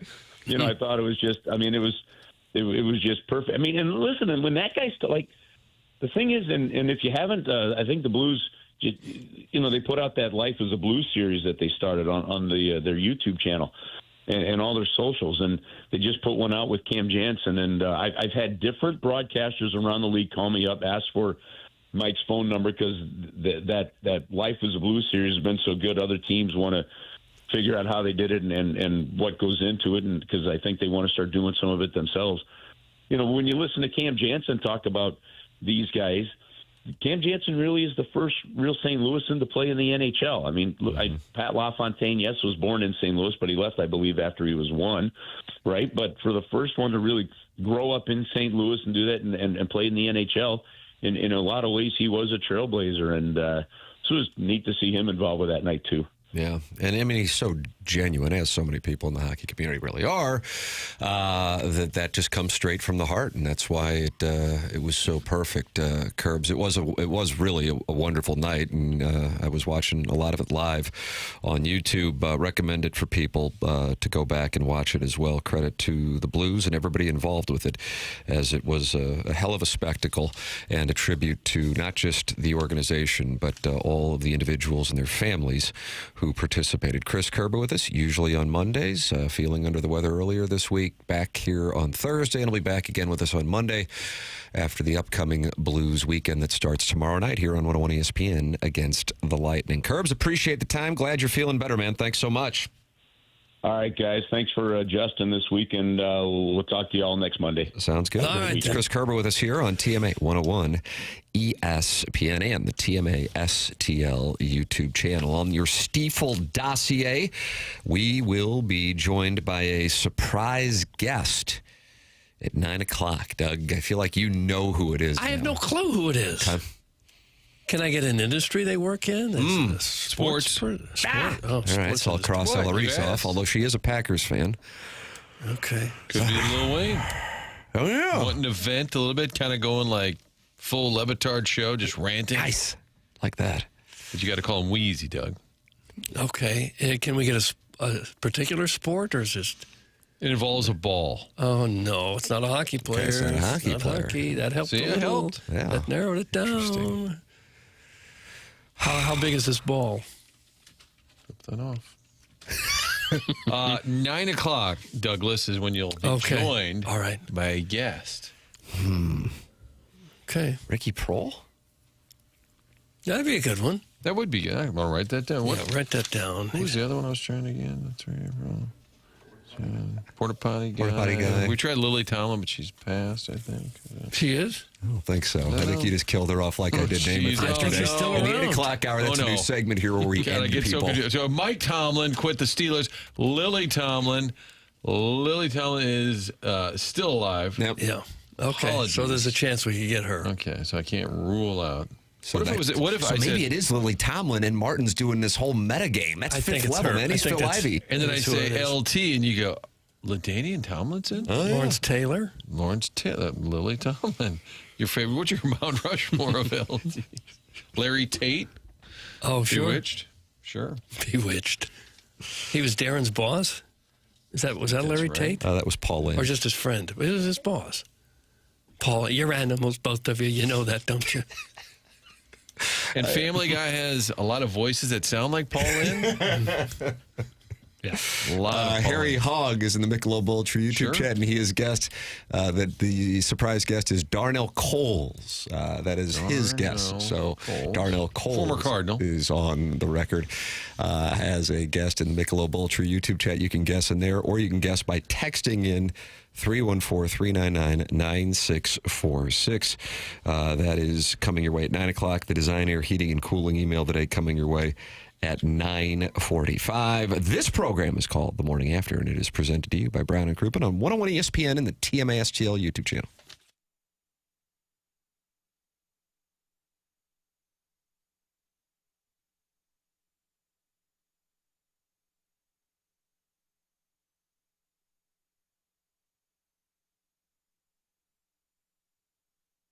It's always a great day to head to the Village Bar, but boy, today, cold outside. Just warm up, get in there, grab a little lunch, go later in the day, happy hour this weekend, watch all the games, meet your friends, Friday night Blues games, sports always on, best cheeseburgers in town, reasonably priced. It's hard to find that out in West County, but this is a great deal. Great food. On top of all of that, it's the home to 1879 Distilling. The barn out back is where they are making these premium batch spirits that are winning awards throughout the region, talking about 1879 rye, 1879 bourbon, all the different Red Barn vodkas, multiple flavors available. Check it out for yourself on Saturdays, noon to 5. The tasting room is open for you to sample the product. How cool is that? So if you're headed up to the Village Bar this weekend, stop by Saturday between noon and 5. Tasting room is connected to the Village Bar. It's right there on the east side of the building. It's a beautiful spot, little speakeasy, great bar, cozy little spot, kind of like a little gift shop as well. Check it out this weekend, noon to 5. Find out more about these award-winning spirits. 1879distilling.com is the website. It's in the barn out back. Stop by Village Bar and sample the products this weekend.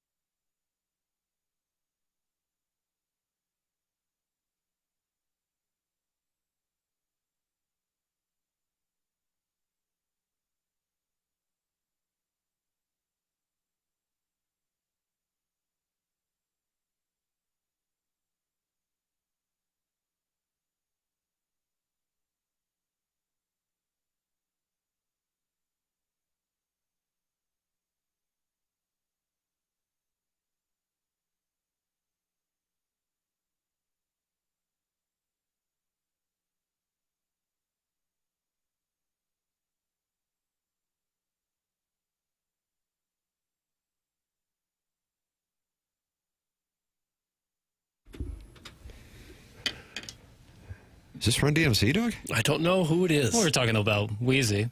Might be a surprise guest. You think Lil Wayne is the surprise guest, It Doug? sounds like the record stuck. What if the initial Doug said, what's his name? I just said W. Well, it'd be WFB. Wheezy F, baby. Oh. And the F is for finisher. Oh. And he likes the Packers?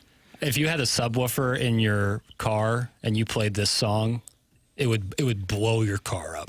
Oh my God, the bass on this alone you would lose all your speakers. And you put it in the trunk, and you usually have like a small 4-door Subaru, but you put it in the trunk. That's right, old and money. Just blast at the stop sign. Roll down your window so everyone has to listen to the hideous music you're listening to. Anyone within a half-mile radius would be hearing it. Speaking of Wheezy's Packers-Bears, most watched streamed game in NFL history. Yeah, Doug, I saw that. Doug, how many viewers do you think were watching that Amazon Prime Packers-Bears Saturday night with Al Michaels? I'll say 30 million. 31.6. Nicely done. I thought it was 41.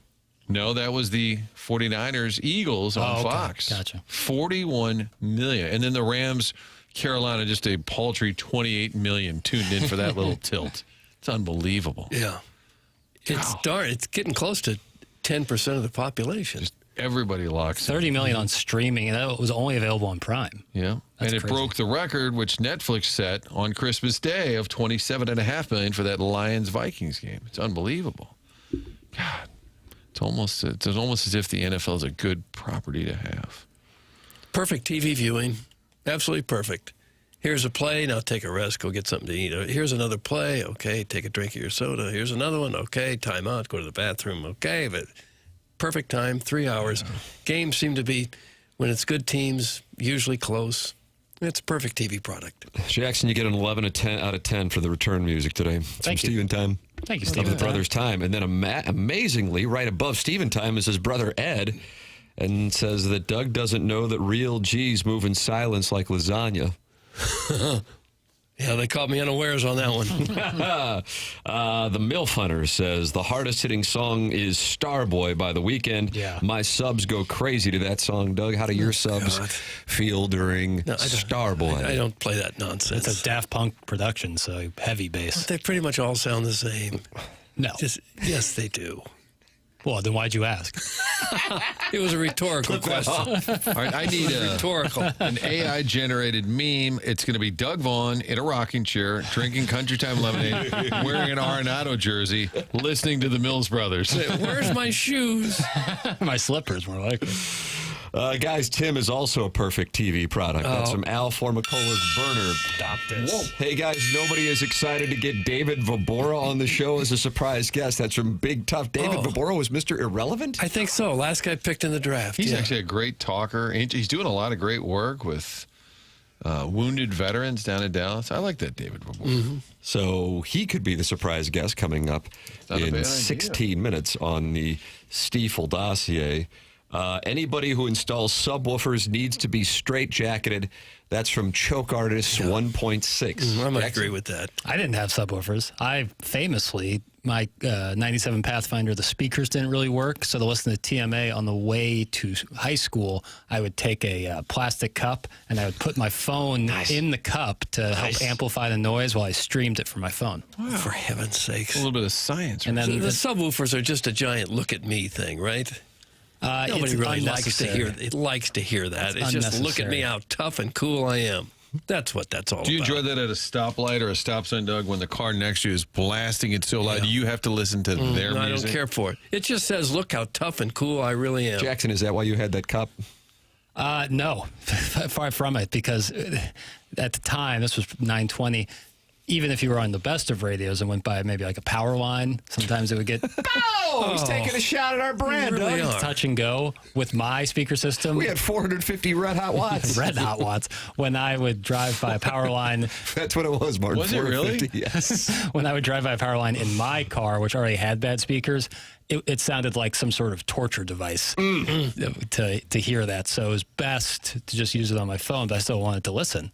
And then I would just pop my headphones in while Don't walking bring to up school. the Skip Irwin show. Was Skip still on 920 when you guys were He there? was not. Okay. He was not. And did the owner live down the hall in an apartment down the hall from the studio? That was an old 920 thing. Was that, On Chuck Delmar, Norman? that one on Now, that old station on Delmar. The gentleman we worked for, a great guy, Bert Kaufman, who passed away a couple of years ago, he bought it from Chuck Norman, though. And Chuck Norman always had a big Christmas party. Remember there were billboards everywhere? Yeah. I went one year with Skip Irwin to the Chuck Norman. Was it a pony? I think Cousin John and I went and we met up with Skip Irwin. It was at that Stouffer's Hotel, whatever that is now, that's being torn down. Just a big ballroom, Millennium. people standing around. The Stouffer's Hotel? That's what it was originally. The Regal Like the Riverfront. Salisbury steak? Yeah, those people. Stuffing? Nice. Apparently they were in the hotel. They had a hotel? Yeah, they diversified. They couldn't just sell stuffing all day. No, well, I figured you get so fat off of, like, get so rich off of instant meals that you open up a hotel. Hey, Pop, we're doing real well with the stuffing. What do you say we buy some hotels? Yeah, it's like Yamaha selling like ATVs and then also trombones. Odd. That was a real happening place in downtown St. Louis for a lot of years. Yeah. With the restaurant on top that revolved. Circular. Was it a Stouffer's brand restaurant? Yeah, I think so. Fresh Salisbury steak? They didn't sell Salisbury steak. Stouffer's, didn't they not? Not this place didn't. Okay. This was for St. Louis, this was an upper crust hotel. You ever order that Salisbury steak? No. Isn't it just a hamburger with gravy? I don't Are know you what's obsessed with mystery the, meat. What's up? The meals we're talking about here? What do you call that? The microwave meals? Yeah, that's what TV they do. dinners. TV dinners. Isn't That's that what they you're- made? Is that I a ZZ guess. Top song, Doug? TV dinners? Wasn't there a ZZ Top song? I just don't. I always thought if you were a waiter up there and like the thing turned around the whole time, you would lose track of your tables. Is it a rotating restaurant? Yes. Oh, God. Were Right you at the new top. here? Would you feel it? I feel like you'd vomit. It was very slow. It went so Okay. slow you Got didn't it. really Okay. notice. Very cool, really. Now it's all coming down. Good. That thing needs to come down. Let's clean it up. They said because it was round, it was very hard to renovate. I'm sure. Tell me you only buy base model cars without telling me you buy base model cars. Most higher end vehicles come with subwoofers, and your speakers won't blow out with them because the sub takes the load. That's the point. That's from Sharon and Clayton, and I already see what's coming in the Air Comfort Service text inbox over the next 2 minutes. Not going to play well. No, I knew someone who had an external subwoofer installed, and it took up. Was that a St. Louis Country Club guy? Yeah, might as well have been. Speakers won't blow out because the sub takes the load. Cut off. 80% of this trunk was taken up by subwoofer. I was like, can I put my golf clubs back there? He's like, probably not. And what's the point? It's a You fair can't possibly question. crank it up. If you were going to make sound for an entire outdoor theater or something, maybe. But in a car, Yeah, it doesn't seem you would necessary. literally lose your hearing if you cranked it up as high as it could go, wouldn't you? Yeah. Could you give us some good bass right now? What was the song you referenced? A Millie? A Millie is the name of the track. I'd like to hear a little You want to heavy hear more of bass. it? Yeah, a Oh, little heavy I can play bass. some more heavy bass for return music. No problem. Yep, the text inbox is doing just what I thought the text inbox would do. When we're on satellite radio, I'll be able to read these texts. 314-399-9646. Sharon's text is being referenced by many texters. And right when I read it, I knew exactly what said texters would talk about. And they are absolutely delivering. You can reference that also in the Design, Air, Heating, and Cooling email today, the morning after, at InsideSTL.com. That comes your way at 9:45 on the Stiefel dossier at 9 o'clock, a surprise guest. My action's on Ricky Prohl. Doug, your action is on David Vobora? Yeah. Or DV. Wheezy. Or Wheezy. We will find out here in approximately 10 minutes. Find out if you can get your teeth in better shape by seeing Dr. Brandon Pryor. When you look in the mirror, smile. What do you see? Jagged yellow teeth? Grinding your teeth from stress? Coffee habit? Did it catch up to you? It's not just about vanity and looks. It's about looking and feeling your best with a healthy smile. And that's why Dr. Brandon Pryor at 100 West Dental is my guy. Guys saved the day for me right before Christmas by getting in to see an endodontist for a root canal. It is full service right on Manchester in Baldwin. They do more than your typical dentist. They don't just clean teeth. 100 West Dental rebuilds smiles and confidence. If you have worn teeth, chipped edges, gaps, Dr. Pryor handles the heavy lifting, veneers, bonding, full mouth rehabs, and here it is right now. They are offering complimentary consultations. If you are tired of the jagged look, go to 100westdental.com and book an in-person consult online or submit a virtual consultation request right from your phone. That's how easy it is. How about that? A virtual consultation over your phone. Stop smiling with your mouth closed in photos. Go see Dr. Pryor, and you can get a virtual consultation at 100westdental.com. To McKernan, Doug, Vaughn, Martin Kilcoyne with you on the program. It is a program that welcomes you to participate in the Michelob Ultra YouTube channel. And Doug, how do you pronounce this? Is it Severo Albaraka? I don't know. He says people with loud cars are the worst type of people, up there with St. Louis-based Chiefs fans. He's in the Michelob Ultra YouTube chat, and that's Severo Albaraka. I don't know who that is. How can you blame people just because they like a football team and equate them with people who want to blast your ears with their music because it makes them look tough and cool? Doug rolls down the window. Turn it down, fella. And get off my lawn. Severo Albaraka, you can call in 314-974-0101 on the Collier and Thompson phone lines. Walrus King says Jackson is always the sub. Oh, good one. It's delightful, wasn't it? Yeah, it's nice. St. Louis Chiefs fans are trash. That's from Choke Artist 1.6, and that had multiple exclamation points, Doug. What are they doing that's bothering you? Choke Artist 1.6, you can call in after Severo Albaraka. They sit and watch the games at home and root for a football team, and that bothers you? In a vacuum, there's no bother. But I think there is something there. What? What's there? I don't know. Why would you care who anyone else roots for? I don't. I really don't. But I think those that didn't give a damn about the St. Louis Rams and then just hopped on the Chiefs bandwagon, I don't know. Some a little off about that to me. It leaves a bad taste in my mouth. It's one certainly of jealousy, probably, that they're able to let go of something so easily and then just grab onto something. It's over and it's not coming back. And if you like football, it's more enjoyable if you have a team to follow. Yeah, but I can bitch and moan until I'm buried in the ground. Know that? Well, I guess you probably will.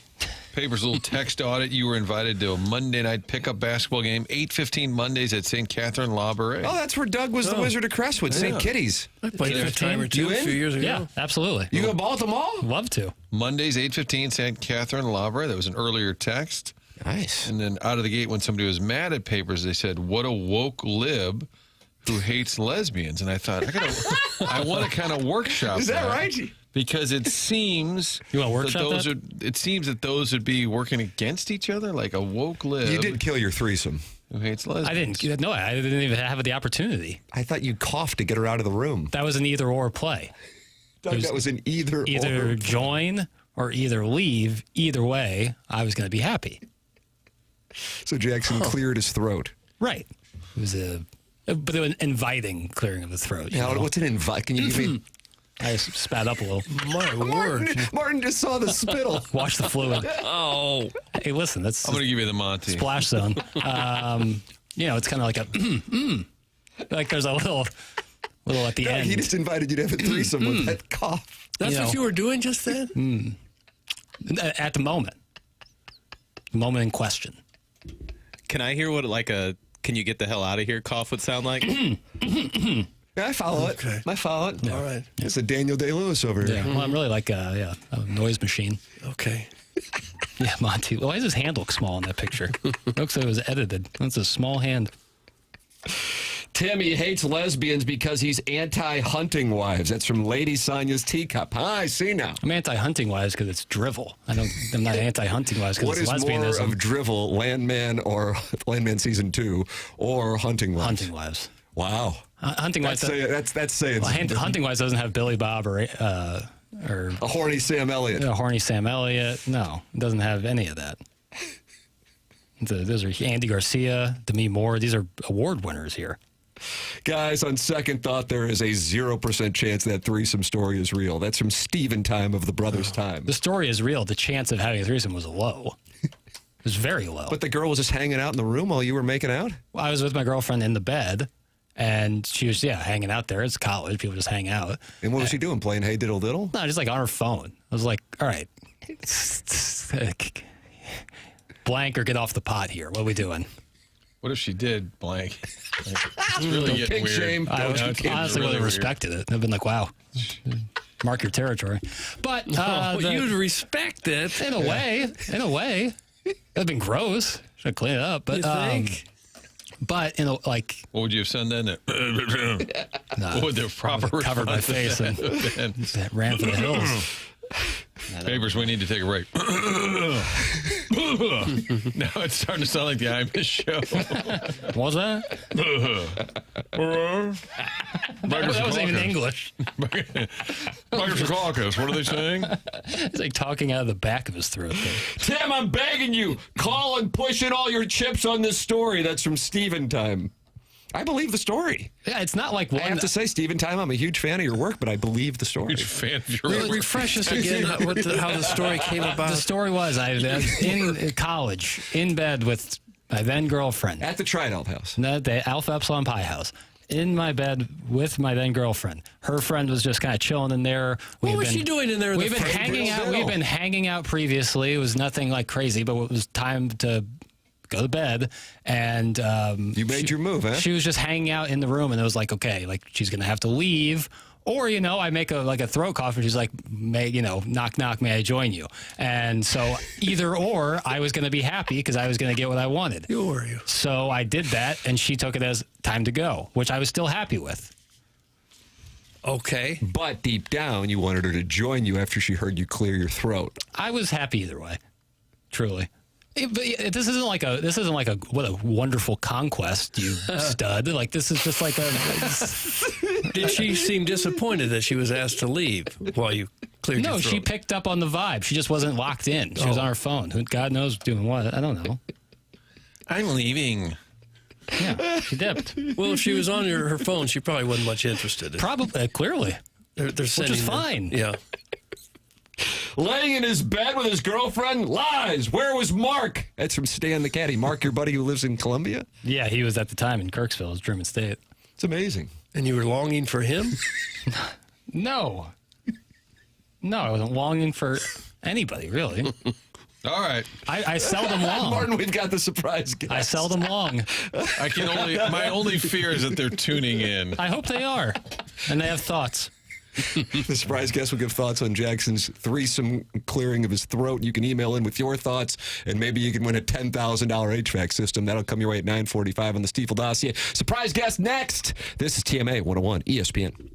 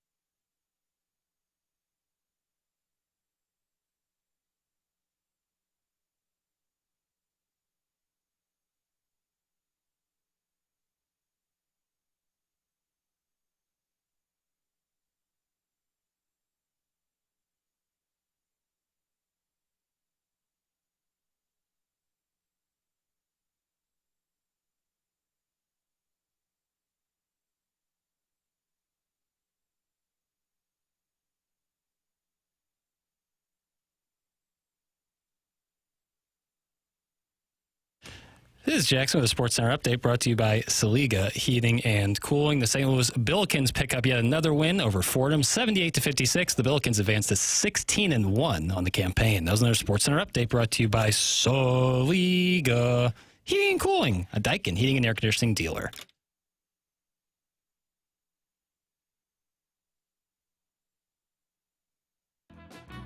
Surprise, surprise, surprise. Now, what, if anything, that ball contains, we don't know. This is an adventure you and I are going to be taking together. You've got a big surprise coming to you. Tim, it's been a minute. Doug, it's been a minute. And what I like to do is get somebody on the show that you guys will enjoy talking to.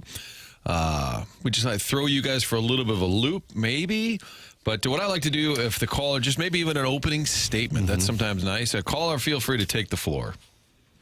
Well, I actually am a little bit annoyed because all week, all I've heard is Miami this and Hurricanes that. Ooh. So maybe I should be calling Tom Ackerman instead. Oh, wow. Tim's close, I can see. Trent Green? Yes! Yes! Getting you ready. We have Joe Buck on, but with all apologies to Joe, he didn't exactly suit up for the Hoosiers and play football. He didn't play in the Copper Bowl. No. Right. Yeah. That's right. Well, thanks for the cue cards, Martin, on how to come into the show. So I appreciate that. Well, we had your sidekick Kevin Harlan on this show, and he was live from Door County. And John Hamm just called and said, "This is John in New York," and it kind of gave it away quickly. But hey, we've been talking so much Indiana football on this show because I think I talked to you a year ago on the podcast, and we said this just seems surreal that Indiana football is the talk of the country. What's it been like for you? It's been I don't even know, can't even put it into words. I was at the Peach Bowl last week, and from the first play of the game on, it was just one of those. I was sitting around with a bunch of former players, and we were just talking about the last couple of years and what it's really meant to us and what it's meant to the program and what it's shaking up the college football world and what Signetti's been doing, what Kurt's been doing. It's unbelievable. And the fact that this week they're talking, not only is Indiana the national championship, but they're saying if Indiana wins, they could go down as one of the best teams in the history of college football. Now there's accusations that maybe they're somehow getting the plays, and I'm like, okay, so now we're getting accused of cheating, we're getting accused of national champion, we're getting accused of being undefeated and being the best team. It's like, you've arrived when all these different things are coming in, and as a former player, we just love it.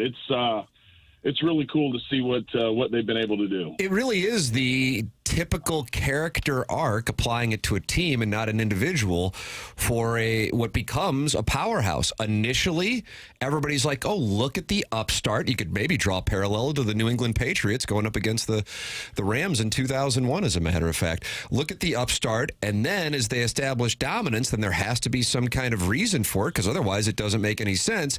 And then, if you're Indiana Hoosiers, stick around for a while, you will go from being beloved to hated. And I guess if you're a fan of the team, that's what you want, because that means you're having success. Well, you guys know I live in Kansas City, and I've had a front row seat to what Andy Reid and Patrick Mahomes have done here over the last 8 seasons. And yeah, it's very much that, where everybody's pulling for you, and then if you have continued success, then all of a sudden everybody gets tired of you and is ready to move on. So it's a good problem to have.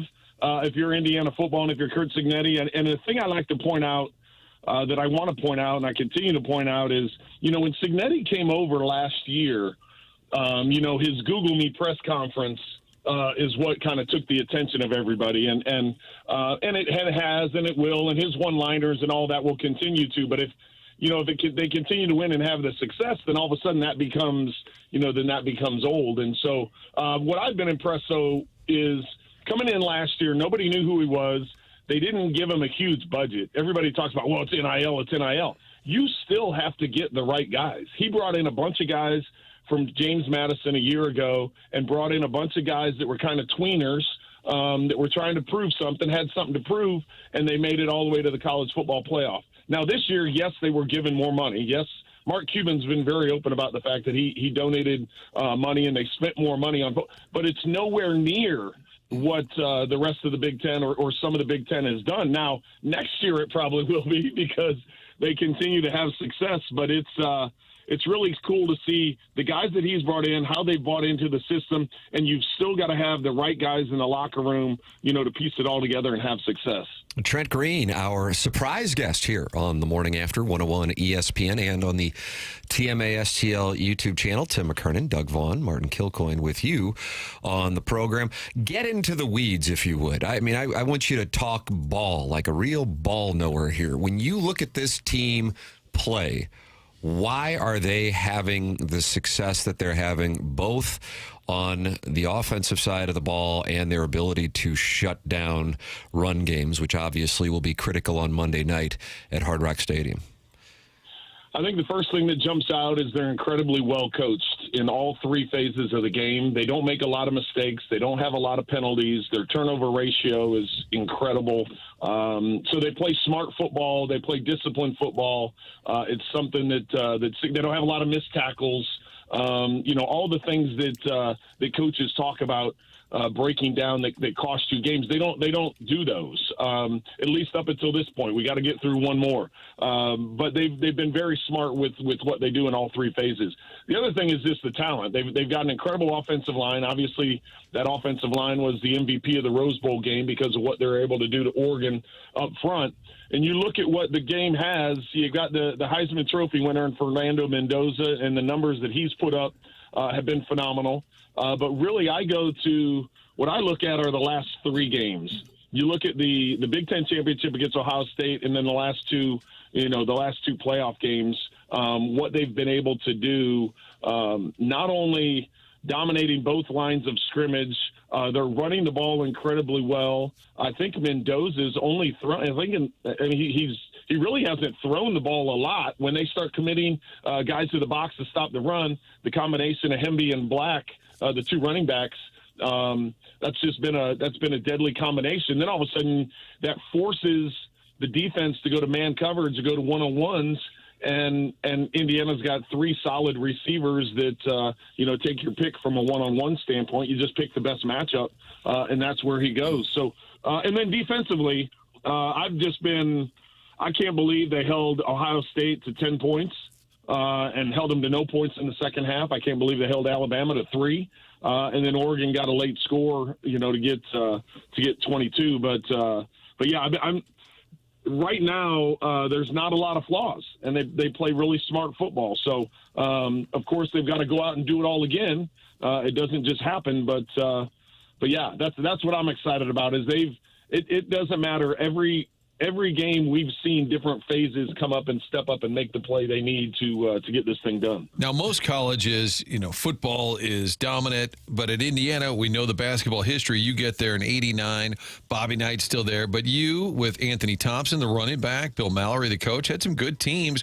Was it ever frustrating? Hey, that's just a basketball school. Well, was it always you were always living in the shadow of hoops when you go to Indiana? Well, it was, and when I went there, the year before I got there, they had finished second in the Big Ten. They'd finished second to Michigan State, and so there was a group of us that came in, our recruits and everything else. And, back then it was if you won the Big Ten, you got to go to the Rose Bowl. And of course, we weren't able to get that done. We had some good teams. We had some really good players. We just couldn't put it all together to get to the Rose Bowl. So playing in the Rose Bowl against Oregon, a couple weeks ago was really special for a lot of the players. But yes, at the time I was there, it was Bobby Knight. It was they had just won the national championship in hoops in '87 with Keith Smart making the jump shot against Syracuse. Steve Alford, it was still a basketball school with Bobby there, and so we were trying to make a name for ourselves, trying to turn the program around. Bill Mallory's, up until Coach Signetti, he's the most successful coach Indiana had. I went to 3 bowl games. We won a couple of them. So it's we tried, but nothing like what this team is doing. Yeah, it's been a pretty good run here lately for Vianney in the NFL. But between you being a big star. You got James Gladstone now running the Jacksonville Jaguars. Kyron Williams with the Rams. What is it about Vianney that gets people NFL ready? How about that? It's pretty crazy. I saw Vianney just honored Kyron with retiring his number, which I thought was really cool. It's, you know what, I've got nothing but praise for the Griffins. It was a great school for me, great school for my brother. That was a big reason why I went there. I had an older brother that was there. I tell people all the time that was some of my most special sports memories.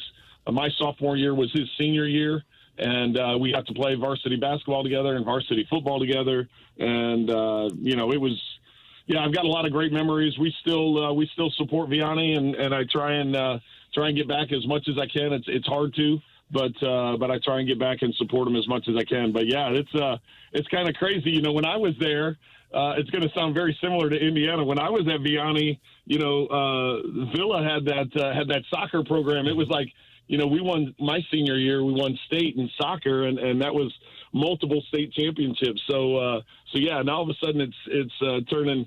But I understand. Hey, you guys got to tell me. I understand the basketball program's doing really good this year. Oh yeah, Coach Walsh he's built that thing into a juggernaut as well. Yeah. It's so yeah, there's some good stuff going on there. Mount Rushmore, Vianney Town. I got Trent Green, Kyron. I got to put Mark Lamping in there with his distinguished career. Danny Max in there. Maybe Scott Sapicki back in the day. Neil Fiala made it to the Cardinals from there. See, Cliff Polite won himself a World Series. Yes, he did. No, Cliff Polite. You put up some big numbers in basketball too, didn't you? Weren't you like Doug, you might have covered him, and I'm being serious. Could have, yeah. Somebody must be bribing you to bring up my basketball stats because it's here's the funny thing. Is Coach Walsh, his son, just broke my scoring record for points in a game, and so of course he sent me the article. He sent me the box score to show me that his son had finally tracked down my single game record and got it. I want to say that was maybe a year or two ago that he did it, but what was the record? Yeah, I had 40 against CBC one time. And, does it count if it's against CBC? Oh, we let him score 40. That's what we do. We felt sorry for him. How about a text? Well, that was right when the 3-point line came in. So that helped me out. But it took a while. It took a while to beat it, but yeah, it was good. One of your former receivers, John Brassey, says hello. Receiver at Vianney with Trent, CEO at Smuckers. I was mentioned by Greg Warren a couple weeks ago. Does that ring a bell? One of your former receivers, John Brassey. Yeah, John Brassey. Yeah. Yeah. He's my brother's age. So yes, he would have been a receiver my sophomore year with my brother Troy. So and he and Troy had played basketball, baseball, all kinds of stuff together. So yeah, there's a whole crew. That St. Louis connection runs pretty deep. Did Mizzou not recruit you coming out of high school? They did not. No, it was kind of a mutually agreed upon thing. They were running. They were running more of a wishbone option kind of deal. Winning lots of games, Tim. Back then, winning lots of games. Bob Stoll, I guess, right? Well, and I think Woody was there when I was being recruited. And I'm trying to think of the quarterback from East St. Louis that was there. Ronnie Cameron, maybe? Does that ring a bell? Doug, does that sound right? No, and that's one of the core problems. Yeah. It does not ring a bell. Well, we've had head injuries. We don't remember a lot. So, speak for myself. So it just was me. They're like, hey, we run this system, and and I'm like, hey, I completely get it. I would, would have loved to, stayed in state and been close and all that stuff, but yeah, they just ran a different system. But here's the funny thing. So Andy Reid ended up on that staff, not that staff, but the next Bob Stoll staff, and then Dave Tobe, who's the special teams coordinator, assistant head coach under Andy here. And so I like to bring up because, Indiana, we had some good scores against the Tigers back in the day, but yeah, that's right. I just like to have a little fun with them. That's right. I forgot about that. And so you said you went to the Peach Bowl. Will you be there? I know Ackerman said he's going. Joe Buck's going. Will you be there next Monday? Yeah, we are. For the Peach Bowl, I had to go solo. We were moving my daughter. My son had just gotten married 2 weeks ago. We were moving my daughter to a different college. All this stuff, and I told my wife, I was like, I'll get you guys there. Then I'm going to fly down for the game. Then I'll fly back and help you guys move in. But I got to be at this game. So, and she's a grad. She and I, met in college. So she's a grad also. So I told her, I was like, okay, if we make the national championship, we're going to go. We're going to, meet up with all of our former, teammates and friends and people we knew from college. So yes, we will be there. Do you find yourself more emotionally leveraged watching Indiana football than anything else? Because sometimes watching a college team, in particular an alma mater, can bring out primal fandom that maybe you weren't aware that you had. So the emotional, first off, I'll say, if anytime my kids were playing sports, I was like an emotional wreck. It was, I was fine myself playing sports, like a serious 2-minute drive or some, whatever it may be. I was always more nervous and more emotionally involved when my kids were playing, and I still am because my daughter still plays. So, but to that point, last week in the game against in the Peach Bowl, and the very first play of the game, I see him throwing the hitch. And before anybody else, I jump out because the way where my seat was and where I was located was kind of like on the side of the field that I could see Pons, the corner that got the pick six. So as soon as he plants his foot and he starts throwing the hitch, I'm jumping out of my seat before as the ball's in the air. I'm like, get it. I'm yelling, get it, because I could see the pick six coming. I could see the whole thing. And so to that point, never have I been that fan where I'm like jumping up and high-fiving and doing all that stuff. But in that moment, I was the first one out of the chair, and I was high-fiving everybody, and that was just the beginning of a crazy game. So yes, I didn't know that I had that in me because that's not normally the way I watch a game. I'm kind of more of a thinker when I watch a game. Like, okay, how would I game manage this? What would I call here? Yeah. Is this a good situation? I'm more of a kind of a head coach quarterback when I'm watching games, kind of thinking how I'd handle things. But I did go off the rails last week. I will admit that. And it's an amazing thing. Speaking of when I asked you about why Indiana's having this level of success, you talked about the coaching. Pons, usually a press corner, attempts to bait Dante Moore into throwing that route, and he does so. So, it was thought through. He baits him, lays off, and then goes in for the pick six. That's really mapping things out to a level that I would imagine most programs aren't pulling off, and that's what Indiana is able to do. How do you see things going into that game against Miami, a team that did play a common opponent with Ohio State?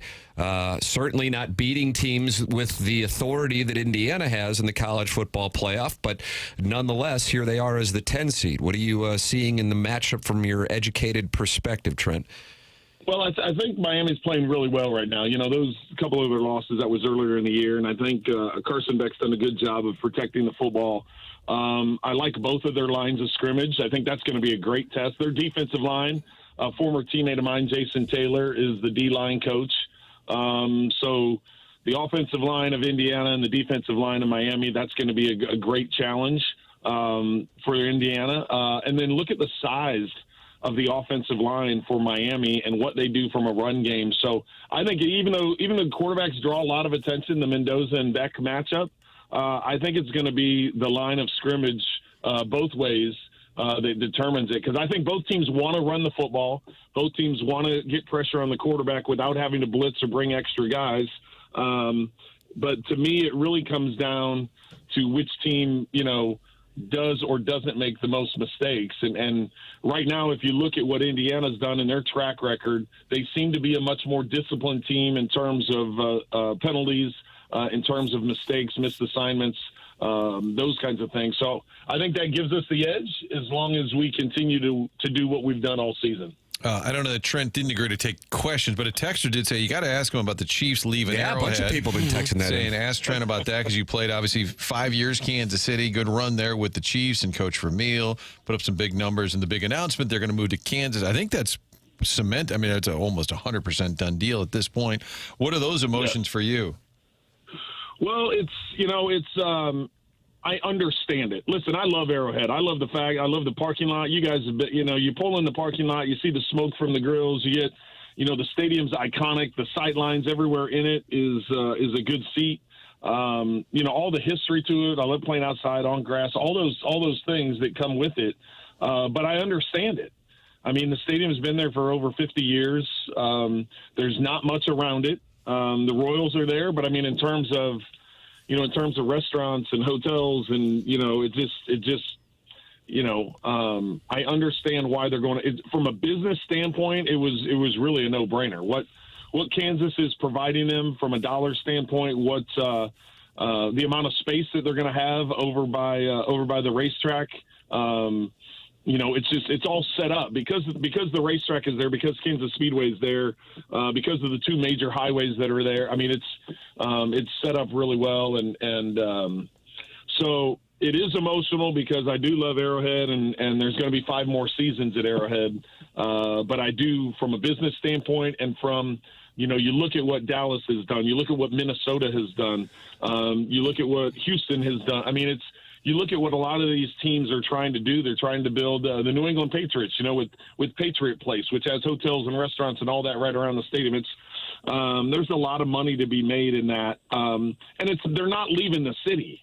They're moving from one side of the city to the other side of the city. Yes, I understand the state part of it, and that's a big thing. But they aren't living. They're still going to be the Kansas City Chiefs. Trent Green, our surprise guest, his Indiana Hoosiers going for a national championship. And by the way, I love Trent and Kevin Harlan. The other Kevin agreed to be a surprise guest as well. Called in from his Door County compound in the middle of the summer. Here's the thing. He does have the compound up in Door County. I've never been, but it's beautiful. The pictures that he's shown and just the setting and everything. But here's the thing about Kevin, that the second he opens his mouth, you know who it is. Yes. His voice is so iconic. He could come on and say, I'm Steve from Richmond. And you're Kevin Harlan. It's like, you 100% are Kevin Harlan. That's one of the things I enjoy is walking through an airport with Kevin and just having a conversation and people not realizing it's Kevin until they hear his voice. And then all of a sudden, it's like you see him like looking around, like, wait, I know that voice. Where is he? Where is he? So, he's one of the best. I love working with him. And then they come up. Could you just say real quick, no regard for human life? Sure, pal. One of my favorite Trent broadcast moments, he's doing the preseason games with us, Rams games, and we're talking ahead of time. And I said, okay, you're a former player now. I said, but it's okay to be a little critical. It was the first year of the Spagnuolo and Devaney regime. And I'm trying to talk Trent into being a little, he's such a nice guy. I'm like, you can hammer these guys just a little bit. And he said, Martin, remember, these guys cut me. I'm like, oh, yeah, that's right. They did cut you. Shouldn't be a problem. That's exactly right. Trent, great catching up with you. Thank you for joining the program. Best of luck to your Indiana Hoosiers on Monday night. No matter what, it's going to be one hell of a game, and certainly major anticipation around the country for this. Always great to catch up with you, man. Thanks for calling in. Hey, I appreciate it. Good catching up, and go Hoosiers. There he is, Trent Green with us here on the Callier and Thompson phone line. Surprise guest, wonderful surprise guest. He's such a great guy. And just talking Indiana ball. And, you can tell he's fired up, man. Yes, going to the games. Yeah. Like he said, cheering last week at the Peach Bowl, taking the family this time around. And what an unbelievable career. He was a 7th-round pick. Out of Indiana, and the Chargers cut him. And really, he and Martz click in Washington. We know the story. Gets the big contract with the Rams, get injured. Doug, watch this. I like Trent. I was waiting for that during the interview. I like Trent. But in Kansas City, man, he crushed it. He had 3 years of over 4,000 yards, a couple of Pro Bowls. So I love talking to Trent. He's living the dream, isn't he? NFL quarterback. Now he's a TV broadcaster. He's got that scoring record, but he came against CBC, but still counted at the time.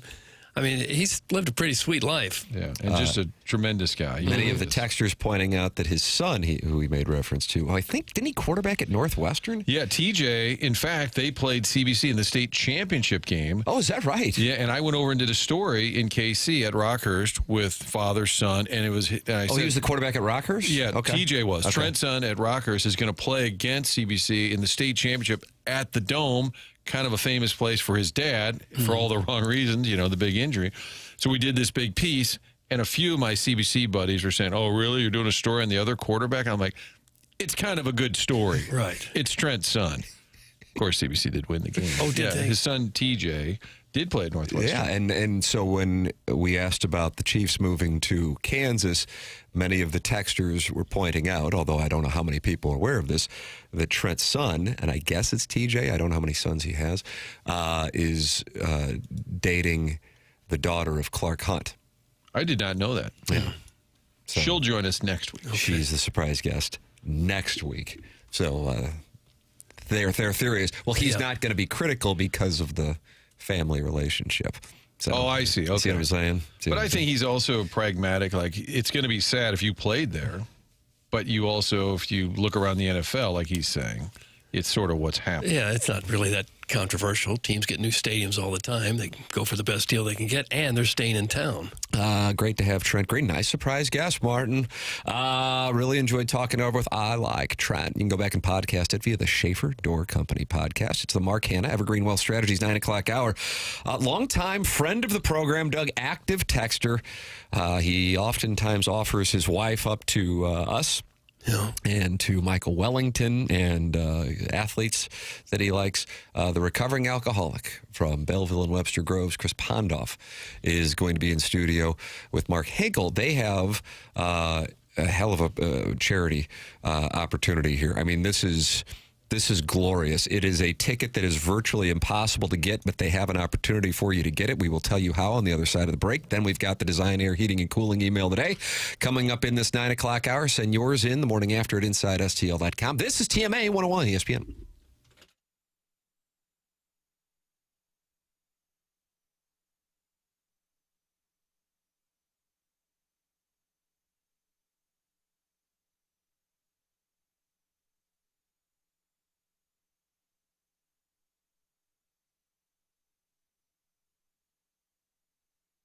AutoLoanPro.com. That's the website where you can buy a car, get your credit back on track, do two things at once. So whatever the situation or circumstance, you're going to get into that vehicle, little to no money down, best rates possible. AutoLoan Pro able to do that because they work with over 50 different lenders, not vendors, but lenders. There is a difference there. So they'll get you the best deal possible, and they know making that large purchase, financing, all of it can get a little complicated, especially if there's a hiccup there. Doesn't matter.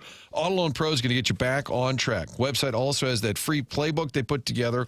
So get online, pick out the car, download the free playbook, and educate yourself. I'll also get any car of your choice in the future. Financing a car, only one thing to know, and that is to choose the pro, Auto Loan Pro. They are part of the Lita family. Get online today. Make your choice at AutoLoanPro.com.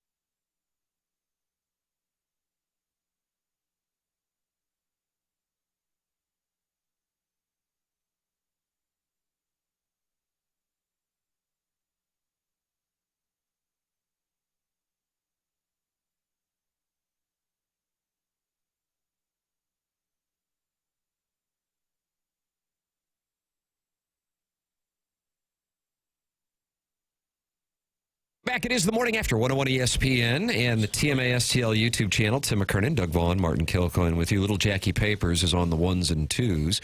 Just joined by surprise guest Trent Green to start the Mark Hanna Evergreen Wealth Strategies 9 o'clock hour. Miss anything? Go back and podcast via the Schaefer Door Company podcast app. Schaefer Doors, Jason Gosrow. Got super cold temperatures in the forecast this weekend, and if your garage door deals with those temperatures poorly, it's going to snap. So you go to SchaeferDoor.com at SCHAEF1FER door.com and talk it over with Jason Gosrow, longtime TMA advertiser, longtime TMA listener, and he will send his crew out to fix that very quickly for you. It's Schaefer Door Company. They, of course, handle residential, but they also handle commercial as well. Schaefer Door, SCHAEFER door.com, SchaeferDoor.com. And, of course, you can call or text the number they set up specifically for TMA listeners at 636-782-3608. Schaefer Door, a CHI overhead door dealer and the sponsor of the podcast on the morning after. Doug, I don't know if you noticed it, but one of the greatest texters in the history of this show is sitting right next to you on your right. Oh, yeah, there he is. Yeah, I saw him sitting over there. The recovering alcoholic from Belleville and Webster Groves, also known as Chris Bondoff, and Mark Hinkle, cousin extraordinaire, owner, proprietor of Olive and Oak. Gentlemen, welcome into the studio. It is thanks for having us. Fabulous to see you. I get really nervous around so much beefcake. Oh, gosh. I grew up in hockey locker rooms, been in some NHL locker rooms, and my father was reffing the Blues, and you guys... I've never been as nervous. Really? Yeah, it's tough to be around hot guys. I've always felt if it was a crime to be handsome, I'd be serving a life sentence. Clip that off. Clip that off. Mark skipped his yoga class to be here today. Oh, is that right? That's commitment, Mark. Sacrifices. Thank you so much.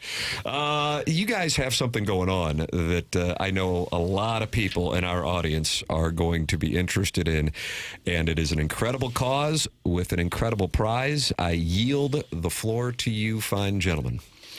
Yeah, so this is our second year doing it, and the Ollie Hinkle Heart Foundation has a Masters tournament raffle going on right now. So for $100 a piece, you get entered in a chance to win. So I think 300 sold, so pretty good odds there. Yeah. 2 badges to the Masters 2026. So that's got a full hospitality package, full open bar and meals included, 1 double room with 1 night stay. Yeah. So it's got you're all in here, $100, get you a chance to do it. And you support a great cause with the Ollie Hinkle Heart Foundation for the Saturday round. Yep, moving day, right, Tim? That is moving day on the leaderboard. I mean, it is one of, if not the hardest tickets to get in sports.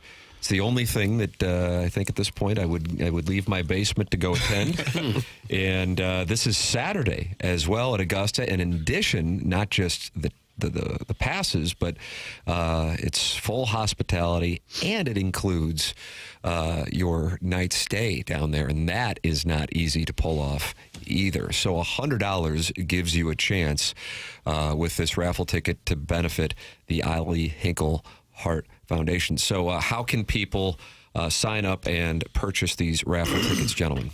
On the website, so it's www.theohf, THEOHHF.org. OHHF? Yep. .org. Okay. I'm on it right now. Ollie Hinkle Heart Foundation .org. The OHHF.org. And right there, you will see the opportunity to purchase the raffle tickets for the Masters. Now, Lady Gaga's meat suit is texting in that he heard that I am playing in the Masters this year. That was going to be announced tomorrow. But yes, I probably will already be there. So I am out. Yeah. Yes, but if you want to watch me play in the Masters this year, go to the OHHF.org. And only 300 of these are out there. So you have pretty good odds to get one of the most difficult tickets to get in sports, a Saturday Masters pass benefiting the Ollie Hinkle Heart Foundation. And you'll make the cut, so you'll be playing Saturday. I'll be playing. I should be playing on Saturday. I really like where I am. There are a lot of guys who are 5 handicaps who contend to win the Masters. A lot of them, yeah. Shoot about 115, make the cut. Easy to read greens. Oh, my God. Your putting's in check. You're dialed in. Yeah, I'm dialed in right now. Let's see what we got here. Yeah, a lot of people. Harrison's brother, Master. To get support from Harrison's brother, Master? I don't know about this alliance with Sharon, though. Yeah, how about that? I'll be buying one. This guy is really good looking, too. He is. He's talking about you, Mark. I'll take it. How about that? Know. Even with skipping yoga, you still have. I know. I'm the cousin Mark can't shake. Is that right? Yeah. Yeah, he doesn't come to drug church. Probably should. No, it's false advertising. It is an incredible charity, number one, but also what a wonderful promotion to allow people to have the opportunity to go to the Masters on Saturday. Also have the stay down in Augusta and the hospitality tent.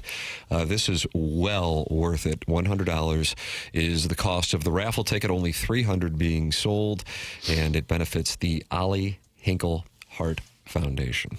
Outstanding, John. We have some, I guess they're digital cards that we could share on socials, or if you guys have a way to put it on it. The TMA faithful, showed up and like they do last year when you guys plugged this and told people about it, and kind of a warning to people that want to get in it. It sold out pretty quickly after we came on the show. Oh, is that right? Yeah, you guys do what you do, and then as vile and nasty as we all are as audience. He's talking to you.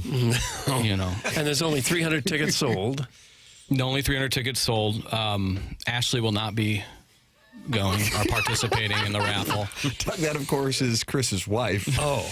Who oftentimes is referenced in your texts. Yeah, sure. I talked about her in my sermon last night at drug church. Is she aware that you talk about She her? ran out of the room. No, she doesn't know about this. But Mark's probably going to tell on me now. You're going to narc. Mark's going to introduce me to all the townies in Champaign. He's a little bit older than me. You did. Look at Mark shaking. I'm going to go to yoga. Let me get back to Mark. No, did you bring food? He did. Mark brought some treats. treats. Tell real quick about the foundation for those that don't know. Yeah, Ollie Hinkle Heart Foundation, we founded after we lost our son, Ollie, to his battle with congenital heart defects. So, it's a all too common and also a lifelong illness. So we do everything to support the families, to push innovation and research and outcomes. So it is just, mental health program is a big part of what we do, Ollie's branch. So we're national on that front, supporting families all over the country with free mental health care. And but again, yeah, just support from top to bottom, all the needs that these families face. So we're there to support. So I always hear you guys say how there are now adults living with a children's heart disease because of the last 10 or so years of technology advancements and the robotics, what they're doing with robotic hearts pre-op is pretty incredible, man. It's nuts. And what a great job you guys have done with this Ollie Hinkle Heart Foundation. Number of people are texting in saying they're on the site trying to buy it, but they don't know where to go when they're on the site. Here we go. Is it a pop-up or is there a link? I'm on the page, and I've seen a few texts here saying that they want to buy, but they can't find it. So while you guys are here, let's make sure we tend to it to make sure that we get the people to. There's a donate link, but that isn't the... No. yeah, you can click on that one too.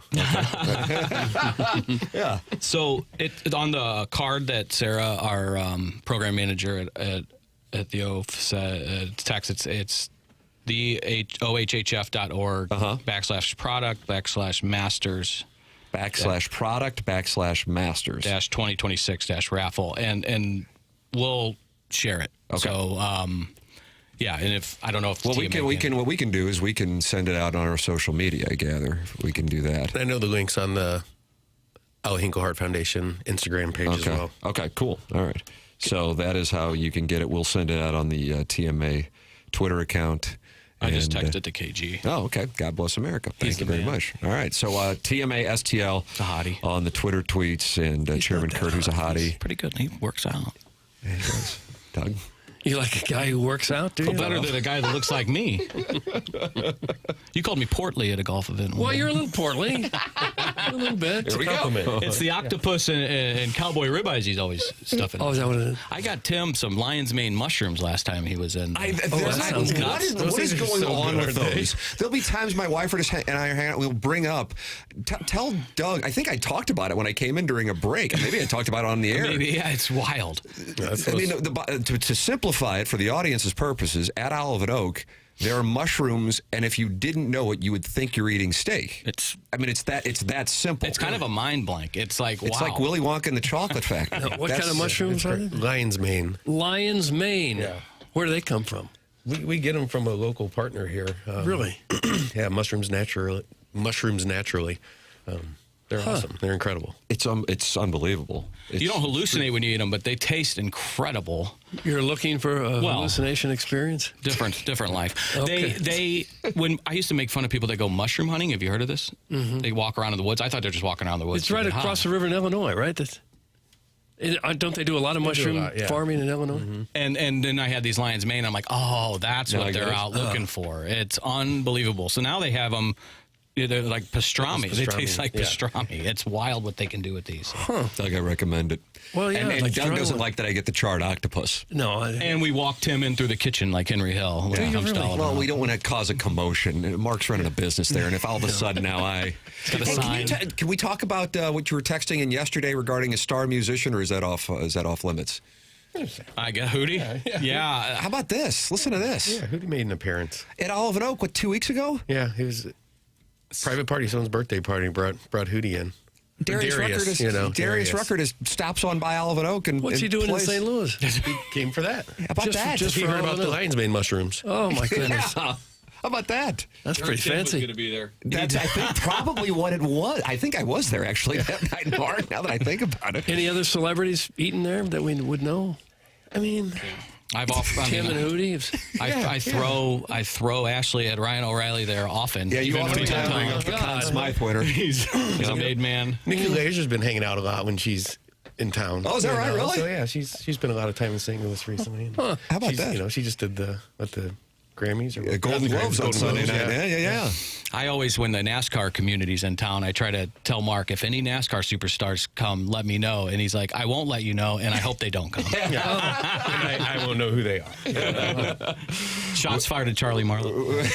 Charlie Marlowe AI. Once again, thanks, guys. Chairman Kurt, have you had a chance to tweet that out yet? Jackson has? Jackson tweeted it out. So if you want the link to get the Masters passes, it is on the TMA STL Twitter account, and you can go right there and get this incredible opportunity. I mean, it really is. It's about one of the best raffle opportunities that you can get. I like that Jamie Rivers beating up on Jackson is a pinned tweet. Oh, I thought Jackson held his own there. Charlie's a big Jackson fan. Basketball. Oh, you're your son? Drives me nuts. He's taken to basketball as opposed to hockey, and it's a whole thing. I have a therapist and everything. That's a problem with the family. Mark, Chris, thank you so much for coming. Cheesesteaks, guys, enjoy, right? Oh, treats. Thank you much. Thank you, gentlemen. You love a cheesesteak in the morning, right, Doug? I do, yes. Really. Guys, thanks so much. God bless. God bless the audience, most of them. There it is. Chris Ponduff, Mark Hinkle with us. What an incredible opportunity this is for the Ollie Hinkle Heart Foundation. Click on the link that we tweeted out here moments ago, and it will take you to one of only 300 raffle tickets that are available for it. I am retweeting it as well from my Gift Depot Twitter account. It is an opportunity to go to the Masters Saturday. 2 badges to the Masters 2026. Full hospitality package, full open bar and meals included, plus 1 double room with 1 night stay. And it's only $100 per ticket, and they're only selling 300, with the proceeds going to the Ollie Hinkle Heart Foundation. Guys, thank you so much. Thank you so As much. always. Design, Air, Heating, and Cooling email today. Coming up next, this is TMA 101 ESPN.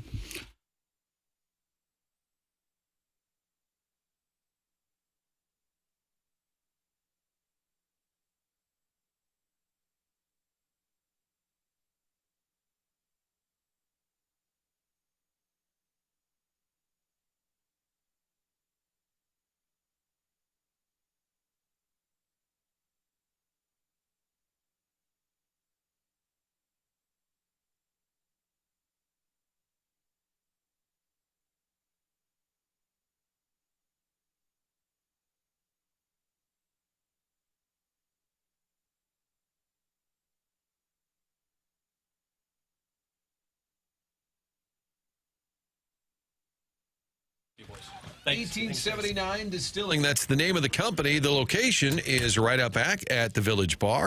1879 Distilling, based on the German heritage in St. Louis, where they made premium spirits. Used to be down by the river. They wanted to continue that great tradition. Folks at Village Bar said, we can do it right here in back at the barn. And they've been winning awards throughout the region for that 1879 rye, 1879 bourbon.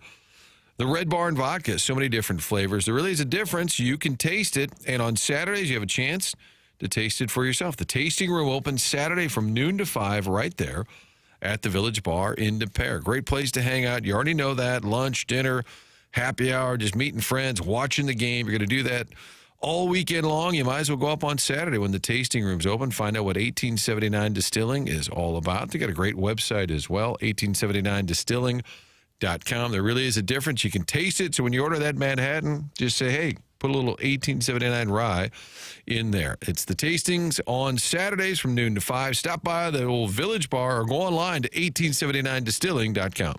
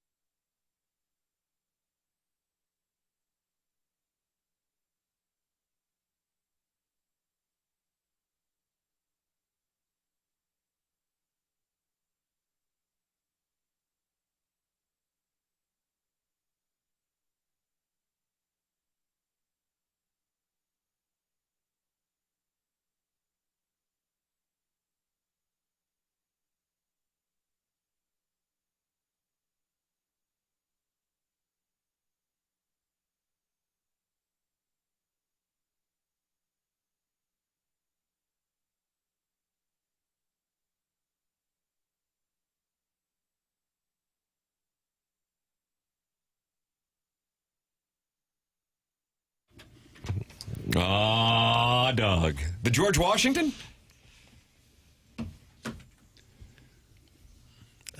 Sounds kind of like the last one we heard. Is that Joe Perry there with that I riff? don't know who it is. Wouldn't you think?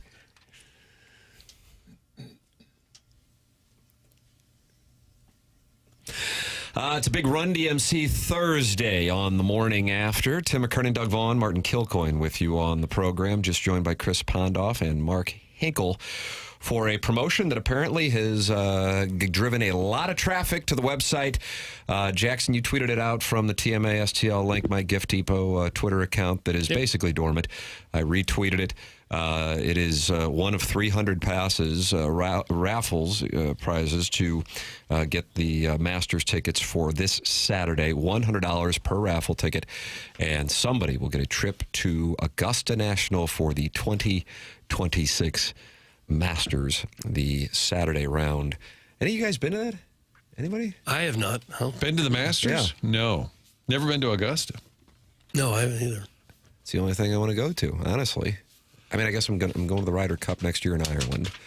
But as far as, like, local, domestic, that's it. That's it. So $100, you get. I mean, they're just impossible to get. They're damn near impossible. So, and then to also have a place to stay in addition to a full hospitality tent, and the Ollie Hinkle Heart Foundation is an incredible charity. So that link is on our Twitter account and other TMA social media. We're about to do the Design Air Heating and Cooling. Papers just ripping papers apart. Yeah, it really is. It's frantic. Martin, can you tell us about Design Air Heating? Yeah, I can. You know, it's funny. Last night I thought it was a little chilly. I turned the heat up, and everybody in the house, it was too hot. Have you ever had that happen? It's too warm. Oh, sure. Heater is working too well. It was not until we called the folks at Design Air and said we need a brand new unit. They came out and said, here are some of the options. Here's how it works. And there's other things you can do. You can control the humidity in your house. You can get fresh air coming up through those vents. A lot of things I didn't even take into account.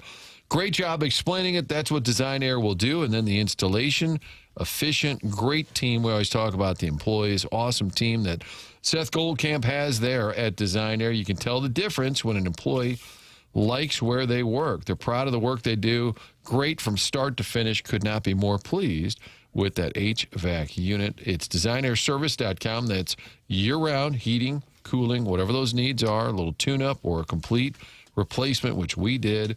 Do it with designairservice.com. There it is. Time for the Design Air Heating and Cooling email of the day. Doug, at the leaderboard, you will find the incel at the other end of the couch. Will somebody tie him today? Jackson, do we have a winner yet? Good morning, boys. A wise man once said, be better, not bitter. So today I've chosen reflection. I took a long look in the mirror. I admired my rack, pouted my glossed lips, looked inward. Growth. And it occurred to me, maybe Doug doesn't want to believe I'm a real woman because that's just not what he likes, and that's fine. I don't kink shame. So I'm pulling myself up by the bootstraps, not work boots, obviously. I prefer thigh-high black velvet stiletto heels. Growth, but make it fashion. You won't stop this woman from listening. This show makes me giggle, damn it, and I'm not giving that up. So, Doug, let's keep playing this cat and mouse game because one day this, and then it gets graphic. And then it gets graphic. Okay, didn't need It's it. a 5-letter word for cat or kitten that if I were to have read it right there, I don't know. I don't think it would have ended the 22-year show, Yeah, but I might have taken some time away. Chairman Kurt, we got to be a little tighter on the filtered file, a little tighter.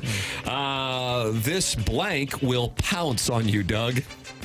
And just to clarify, not a banty rooster. I don't have a, and then another word, unless it's a strappy. Oh, gosh. All right, that's enough. Sharon D., Banty Rooster, heavyset gentleman. You think it's a plumber in Spanish Lake? Yeah, something like that. Workman. My name is Bill, and I'm done staying silent. The constant mocking of my hole is lazy, tired, and wildly unnecessary. For the record, my hole's fine, thriving even. It does not require analysis, commentary, or a daily segment. What does need work is the show's descent into sophomoric nonsense. This is not edgy, clever, or funny. It's the kind of humor that gets kids sent to the hallway with a clipboard. Do better and leave my perfectly acceptable hole out of it. That's from Outraged Bill. Outraged Bill. I would like an audio cut of agitated Doug spitting. I don't know the dates. I could drop it over a West Coast hip-hop beat, loop it, and we could print that cheddar. We get it, Dougie Fresh. Your almanac of knowledge is limited to Arby's locations and 70s Cardinals roster moves. You like Arby's? I don't go to Arby's much, no. No dates, kind of like Paper's Love Life. Boom. Oh. What are you going to do? Tony Soprano. I'm on fire, boys. Time to heat this inbox up. I don't know the dates, Timmy. I don't know the dates. I just don't relate, Timmy. I just don't relate. 72 or 73, I won't take the bait, Timmy. I won't take the bait because I don't know the dates, Timmy. I don't know the dates. That's from Bro Fallon. Bro Fallon. Yesterday in the first hour, Doug said Colorado would score goals against the Blues, but it was Carolina that they played, so he was incorrect. Tim, you were excellent and didn't make any mistakes. That's from Mitch. Hey, Mike, I'd like to slap your big butt cheeks. Can we bring that drop back? How about that whole Cumstein? I gave you the under on that game. That paid off. You cashed in the ticket. Whether or not you knew who they were playing is immaterial. I knew who they were playing. I just said the wrong word. Comes out that way sometimes. No mention of Ollie, and then the last name is Vendinya's email of the day win. Surely not Tim's fault. Tim McKernan, brave, courageous, and bold. Long live his fame, long live his glory, and long may his story be told. But I do blame Movie Boy. What kind of heathen gives 0 stars to Rin Tin Tin and Air Bud? Now for my redacted email to get through the filtering process. The 1984 summer school graduate Niagara Falls trip. Skyland Tower Evolving Restaurant. Our waiter worked a 12-hour shift and lost his equilibrium. Falling in my buddy Butchie's lap. Butchie struck when the incoherent iron was hot. If you want a big tip, either you put your blank in my space mark or I take you from behind. Oh, gosh. Is it from the recovering alcoholic down the hall? Just shooting that off? Waiter Hans chose door number 2. Next thing we know, Butchie was taking his crossed out and giving him the shocker. That's from Ben, middle name Peg. That's rare to have a guy with a first name Ben, but then Margaret be the middle name. Right. And then the last initial is N. Family name. You think it's what it was? Yeah, probably. Ben Pegem. I think that's how you'd pronounce that. Benjamin Pegem. I am really hoping that Tim and Doug can work their way into Jackson's good graces so they can have their email of the day votes counted again.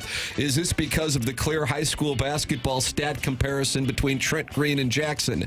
Tied for first, I never thought that Jackie Behar would be a voter suppression proponent.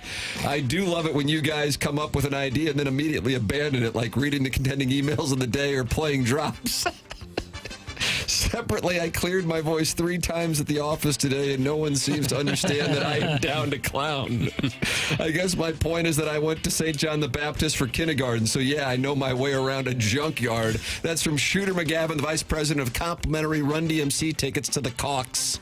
Shooter McGavin. You guys ruined my day. Yesterday, I kissed my wife and slapped her on the ass as I walked by. I did this right in front of her best friend. Didn't realize I blew my chance for a threesome. Guess I should have seen the signs, like her sitting there on the couch playing on her phone.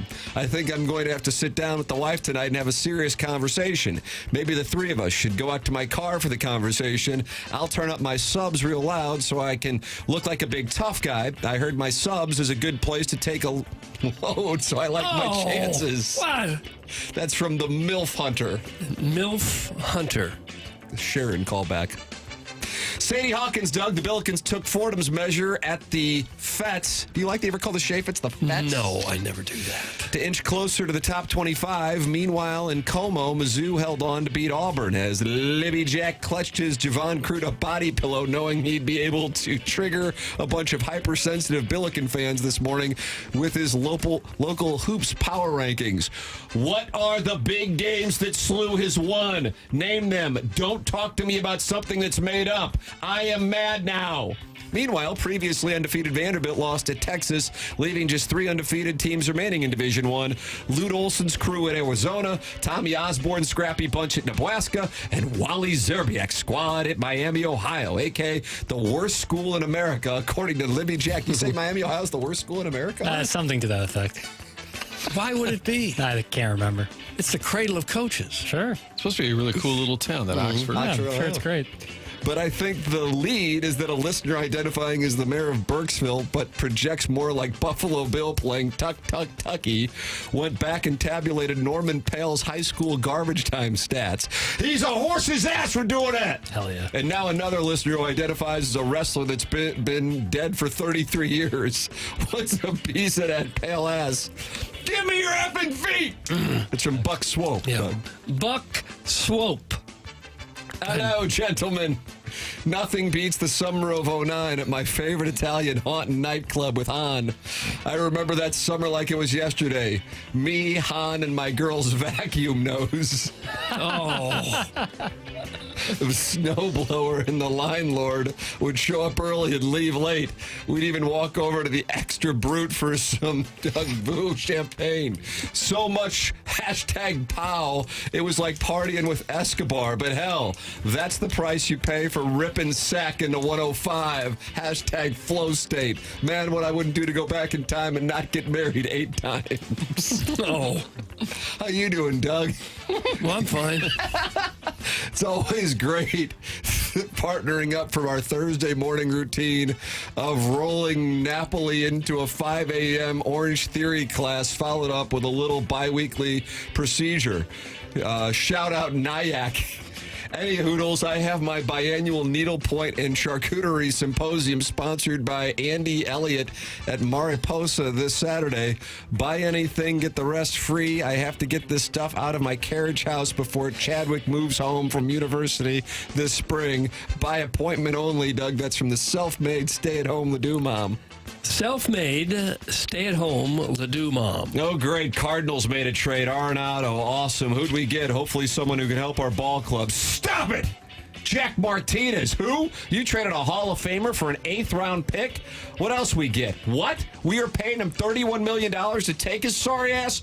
Who signed off on this? Triple Sticks is too busy with his damn drawings to make these decisions.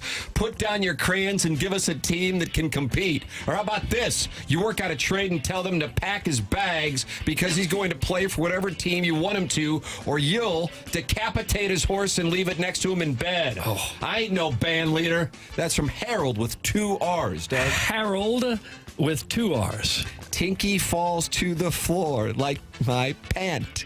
Sticky, sweet, and savory. Is it my broth that soaks? What? His eel became my meal, Doug. Don't say his eel.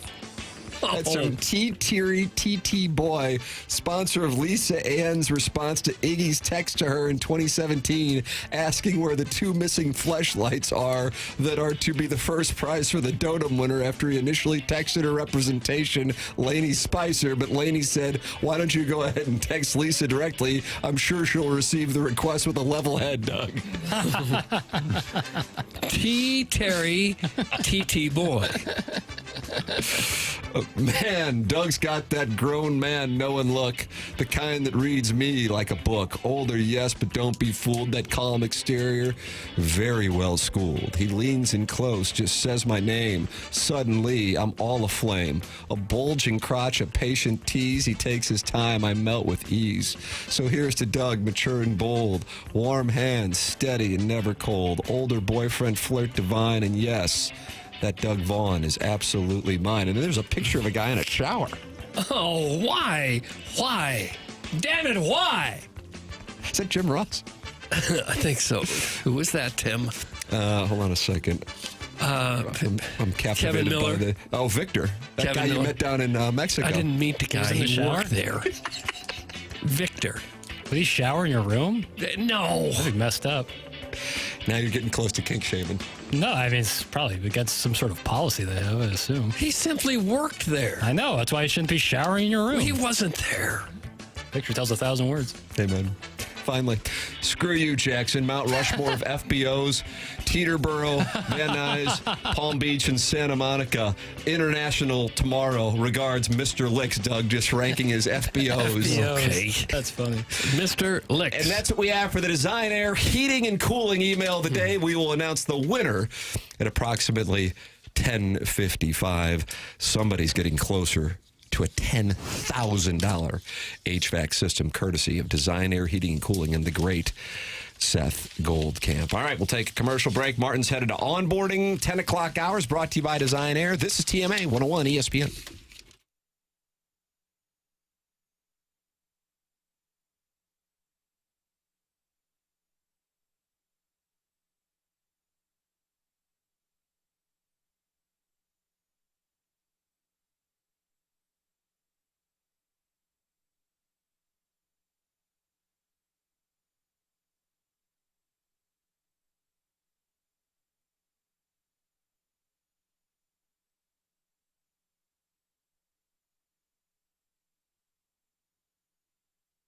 FanDuel's turning on playoff mode. All customers get a profit boost pack every NFL playoff game day. Each game day during the divisional round, you'll find a pack loaded with multiple profit boosts waiting for you in the app. More boosts means more ways to level up your playoff bets. Pick the matchups you believe in, take your shot on an upset, or build a parlay that fits the moment.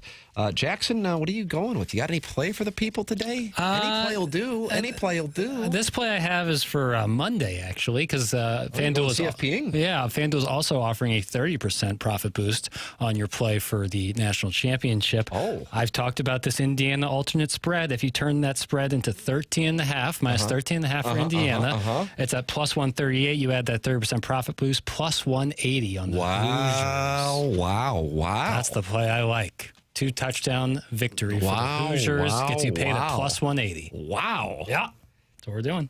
Color me intrigued. That's it. You can apply your profit boost and go after even bigger payouts while the playoffs keep rolling. So visit FanDuel.com/local and grab your profit boost pack every NFL playoff game day. Must be 21 or older and present in Missouri. Opt-in required. Bonus issued is non-withdrawable profit boost tokens. Restrictions apply, including any token expiration and max wager amount. See terms at sportsbook.fanduel.com. Gambling problem? Call 1-800-GAMBLER.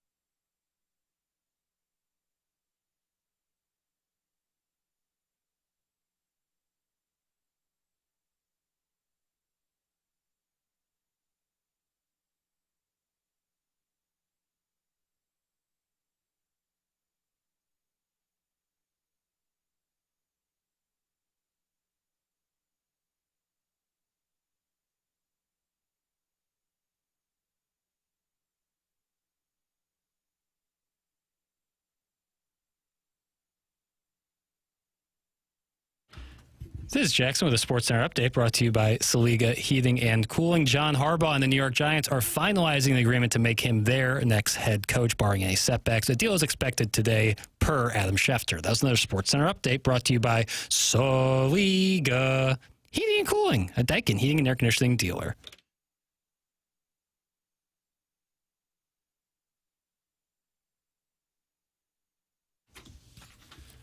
It's the morning after 101 ESPN. Tim McKernan, Doug Vaughn, Chairman Kurt sliding in for Martin during onboarding here in the Design Air Heating and Cooling email of the day and 10 o'clock hour. We will have the winner of the email today coming up at 10:55. We have done some super long segments today, so we need to do some catching up, which we will do here momentarily.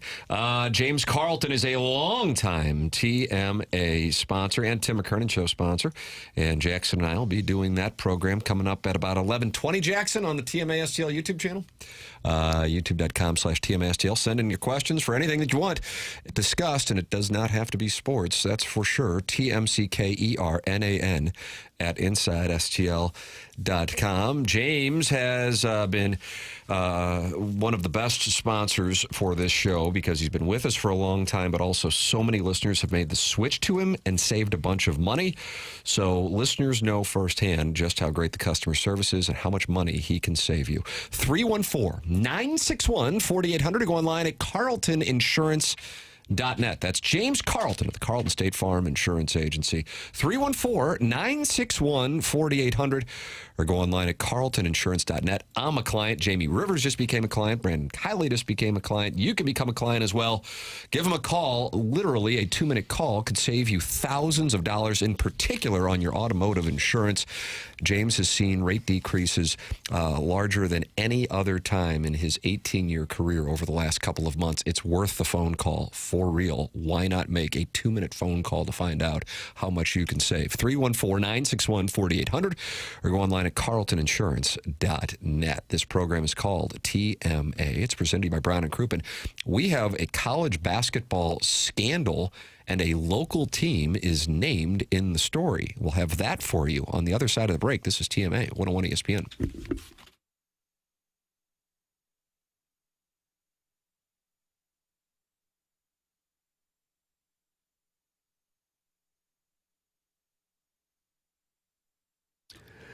Stiefel is a very well-known name in St. Louis. They sponsor the Cardinals, the Blues, Stiefel Theater, Stiefel Charity Classic, the U.S. National Ski Team.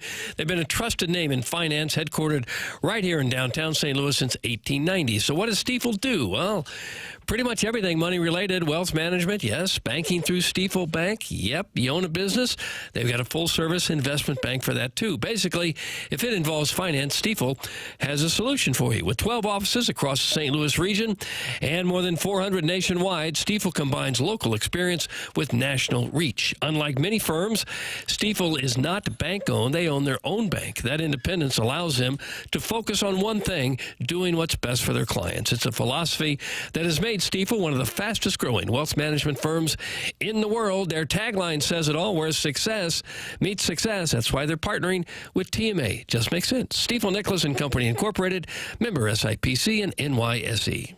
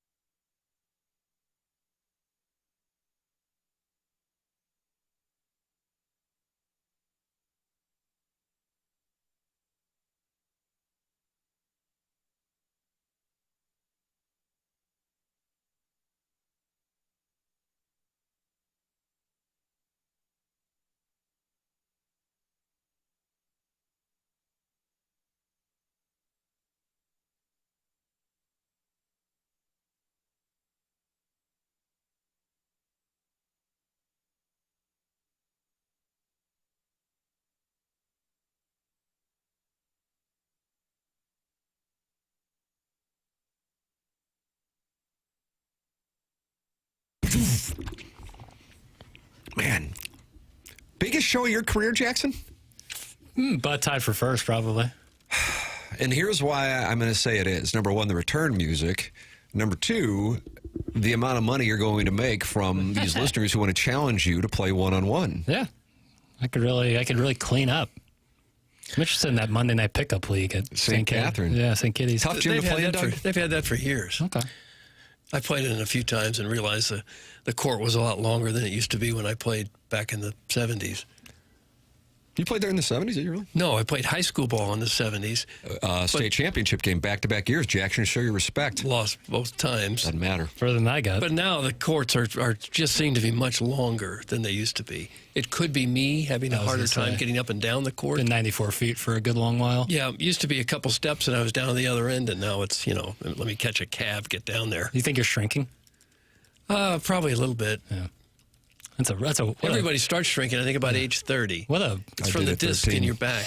What a terrible part of the aging process. Oh, there's so many great parts, though.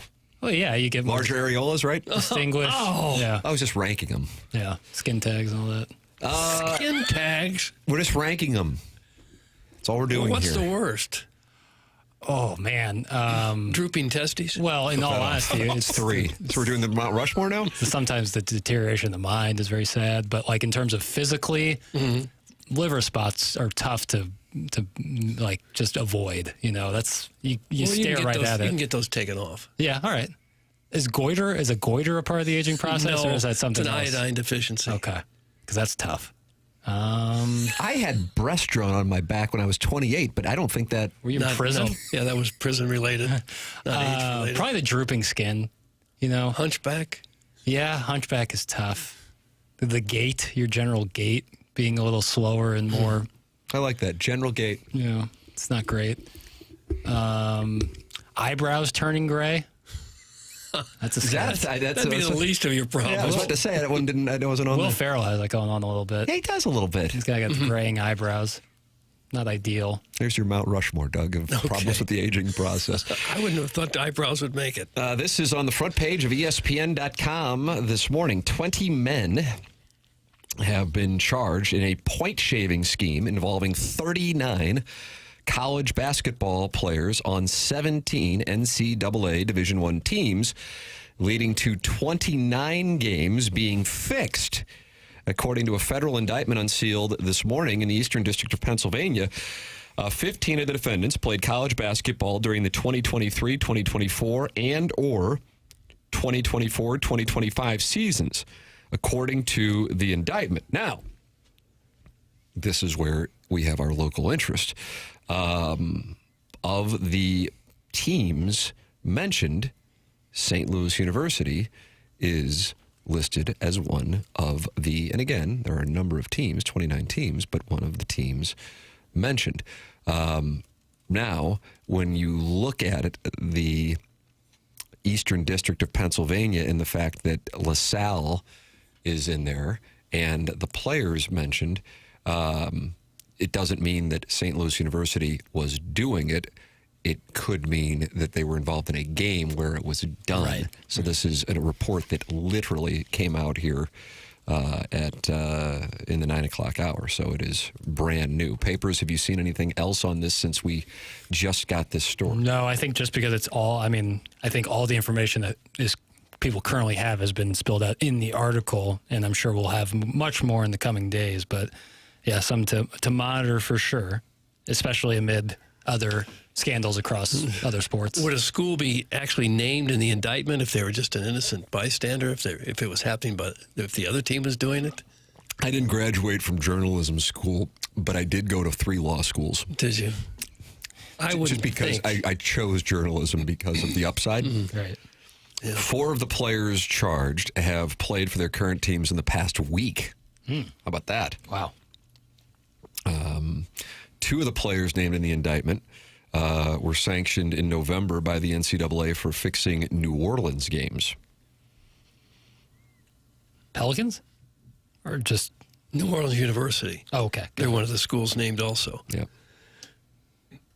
So even though they are now the privateers, Doug. Okay. Felt like they were something else back in the day. New Orleans? Yeah. I didn't even know. I really didn't even know that they had a university. Nice show prep, ass. I always loved Tulane. Well, you cities can could have multiple schools. For sure. Philadelphia, namely. St. Louis U. Do you count Harris Lindenwood? Stowe. Do you count Lindenwood? Or you say Lindenwood, that's St. Chuck? absolutely. All right, there you go. Jackson wouldn't do that. They used to be the Instigators? That can't be right. The New Orleans Instigators? That can't be Tough correct. name given the situation. I think Chuck Todd did that too. He's just going around the country changing nicknames. Slicing names in half, saying, start over. Of all people that have the power to change college names, Chuck Todd would not have come to mind. He'd be like 10th on your list? Maybe 8, 9, something like that. What do you think, Well, Papers? I mean, you are a college basketball authority. It's tough hearing stories like this that have come out like pre-NIL, just before NIL, now that we live in the NIL era, where it's like you don't even, like, how everything's so out in the open. It seems like crazy to even think that this would go on, but a lot of this stuff happened pre-NIL that we're taking care of now. Be curious to see, like, in 3 years, if you hear something about this, and now that we live in a time where players can get paid.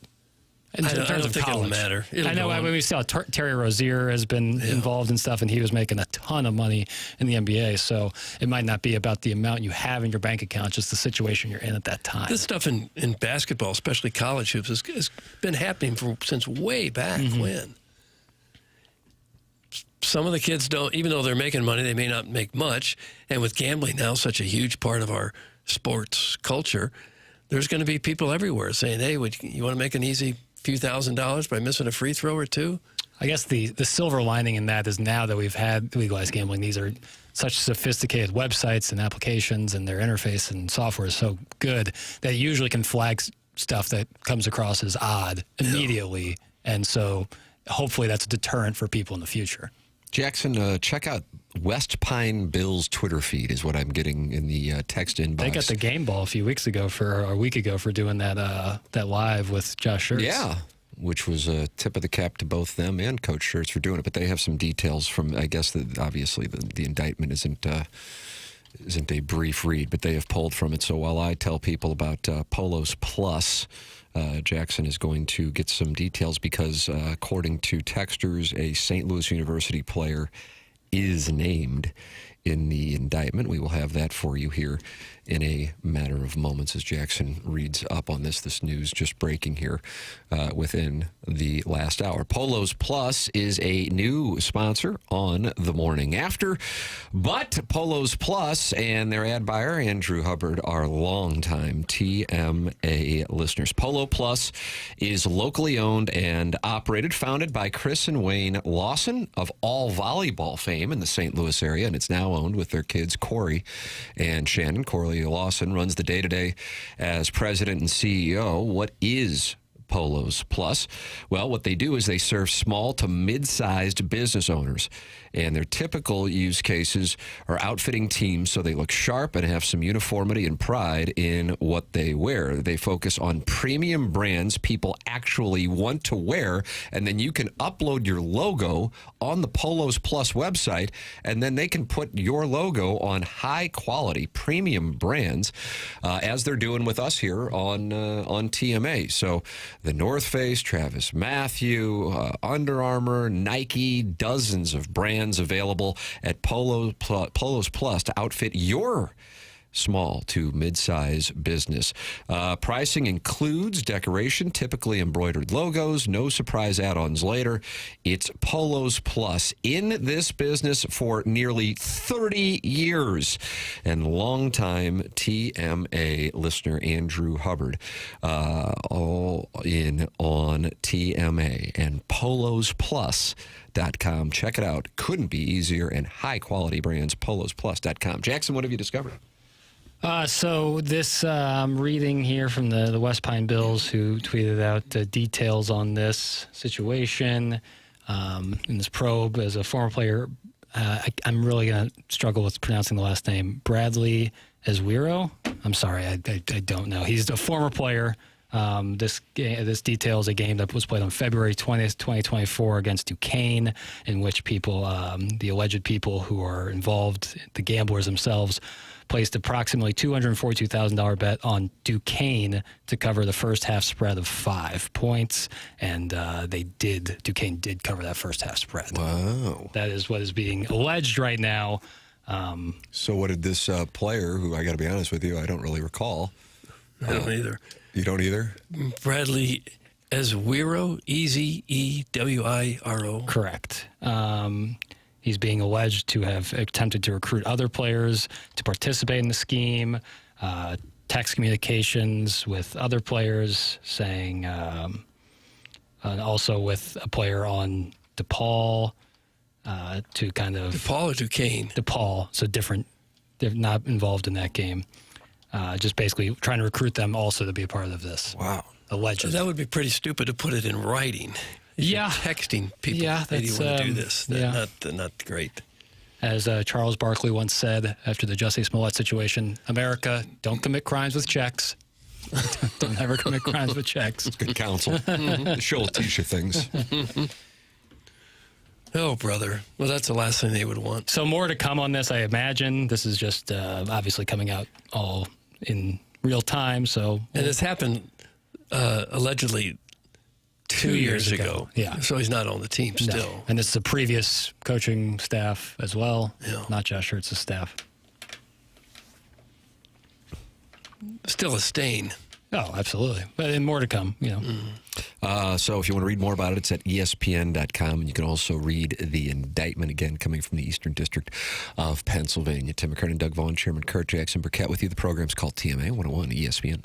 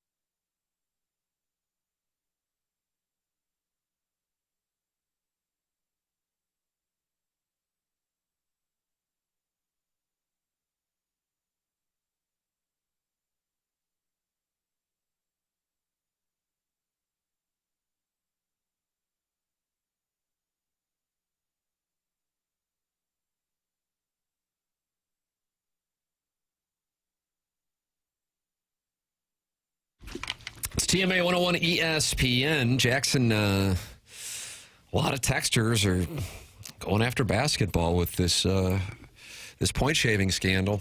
Surprise, surprise, another black guy on the sport of basketball. Garbage sport. Oh. It's from Bobby Big Wheels. Eric in the Central West End is taking this opportunity to say, quit defending crooked, fake basketball. It's Eric in the Central West End. He likes basketball, though. Me and him have talked about basketball. So that's odd. Well, quit defending it. I'm defending. If Stop it. people are criminals, you go to jail.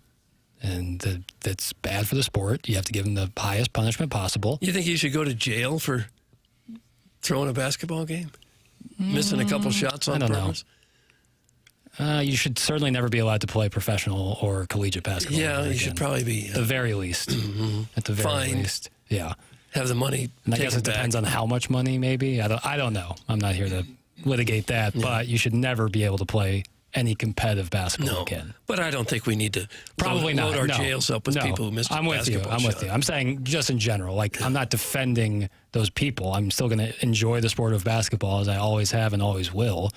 But yeah, you have to be very demonstrative in your punishment of that because you can't allow that in any sense. Why are these guys acting like basketball's the only sport that has gambling? Every sport has players gambling. That's from Horsey. It's probably not as prevalent in the other sports because basketball, it'd be easy to do. It'd be really hard in baseball. Yeah, I mean, if you're the right fielder, what are you going to do? Right. We have the situation with the Manuel Clase going on with the Guardians. So there is some stuff, in baseball and football's had its issues. Yeah, there were some before. pitchers in baseball throwing weird pitches. Yeah, that got caught. there's been stuff in other, but basketball, just because of the number of people on the floor, you're one of 5 as opposed to being one of 9 in baseball or one of 11 in football. Basketball's been trashed since Michael Jordan retired. Okay. I don't know. This situation didn't really call for people's thoughts on the state of the game. Didn't really care to hear it. Don't care to hear it. I've seen it all on Twitter before. It's lazy and boring. The game's not as good as it was when I was young and liked life more. Like, nice. Good take. So hold on. This gentleman liked life more.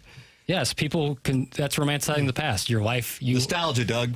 The actual great thing about the human nature, human mentality, is you have a really good ability to like block out some of the negative stuff in your life and think more of the positive stuff, which is actually a nice thing. But with that comes romanticizing the past, thinking things were better, but you just don't remember your stresses and anxieties as well as you do, in the current moment. So things like when Michael Jordan played basketball, life was probably a little easier for you back then, and so you think of a happier time.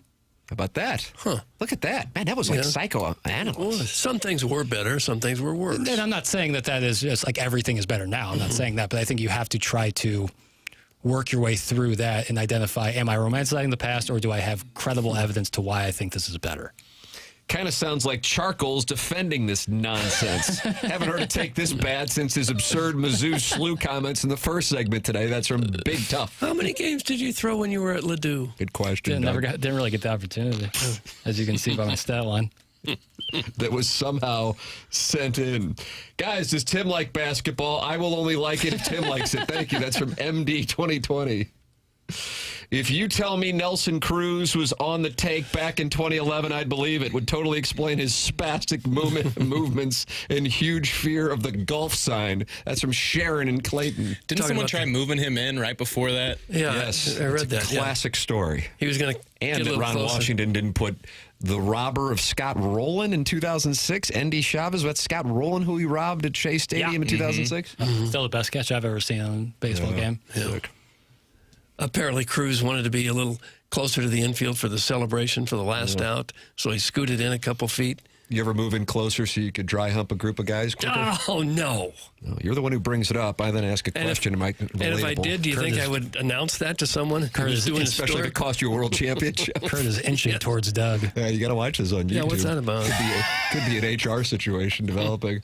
Unbelievable how hard Levy Jack defends anything corrupt and left wing. That's from Eric in the Central West. Jackson and I will talk about it coming up on QFTA, the Tim McKernan Show podcast. That'll be on the TMA YouTube channel here at 11:20. That's game time? Yeah. That seems like the right time. All right. And we got a hard out because I got to see my endodontist, Doug. Endodontist. At 12:50. See how the root canal's doing from a couple weeks ago that Dr. Brandon Pryor saved the day on from a 100 West Dental. Dr. Brandon Pryor.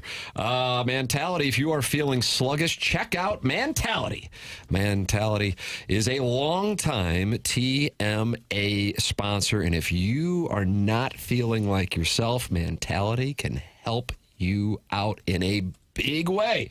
I have gone out to Mentality. I have been tested at Mentality, and I can tell you firsthand how easy the process is. It's about 20 minutes, and you are in and you are out. If you are tired of always waking up exhausted, if your dad bod is starting to weigh on you, if you're finding it harder to get excited about basically anything, this is the new year. Let's get back to the old you. It is Mentality. Check them out and reclaim the old you, the younger you, with Mentality. Right now, all new patient labs will be covered in your treatment plan, and that is a savings of $250 right out of the gate. Reclaim the old you, the younger you, with Mentality. Schedule your appointment now at lowtusa.com. That's lowtusa.com. LOWTUSA.com. We will announce the winner. I don't know who won the design and heating and cooling email today. I know Doug and I got a chance to vote today. It's nice. Honored. Finally get your vote counted. So we will find out who won coming up on the other side of the break. It's TMA 101 ESPN.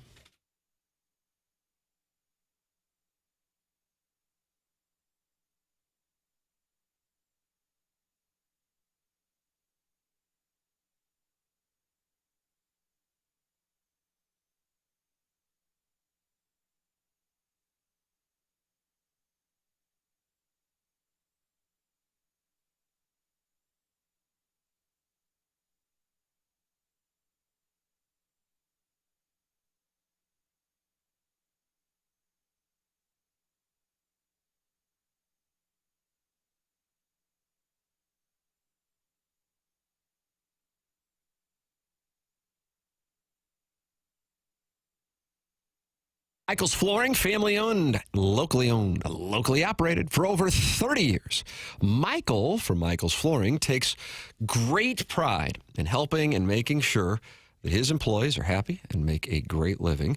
You can go online right now and get a free sample from Proximity Mills at igotfloored.com. Michael's passion's flooring, and when you order from him, he wants you to have the best experience for the best price. That's why he's making sure he gets the best installers and giving them $7 a square yard, which is incredible compensation in this industry. Just come in or talk to them, and you're going to see the difference. They want to make sure they suggest the best thing for you, not pushing what corporate's telling them they have too much of. There is a reason that he has continued to grow through the 31 years. Employees love working for him as they feel like family, and he makes sure they are taken care of, and this then rubs off to the families buying the product as they know they have the best interest of the buyers at heart. They have it all, but carpet's awesome, and it's back. They have so many varieties of all flooring and have 3 easy-to-get-to locations in St. Louis.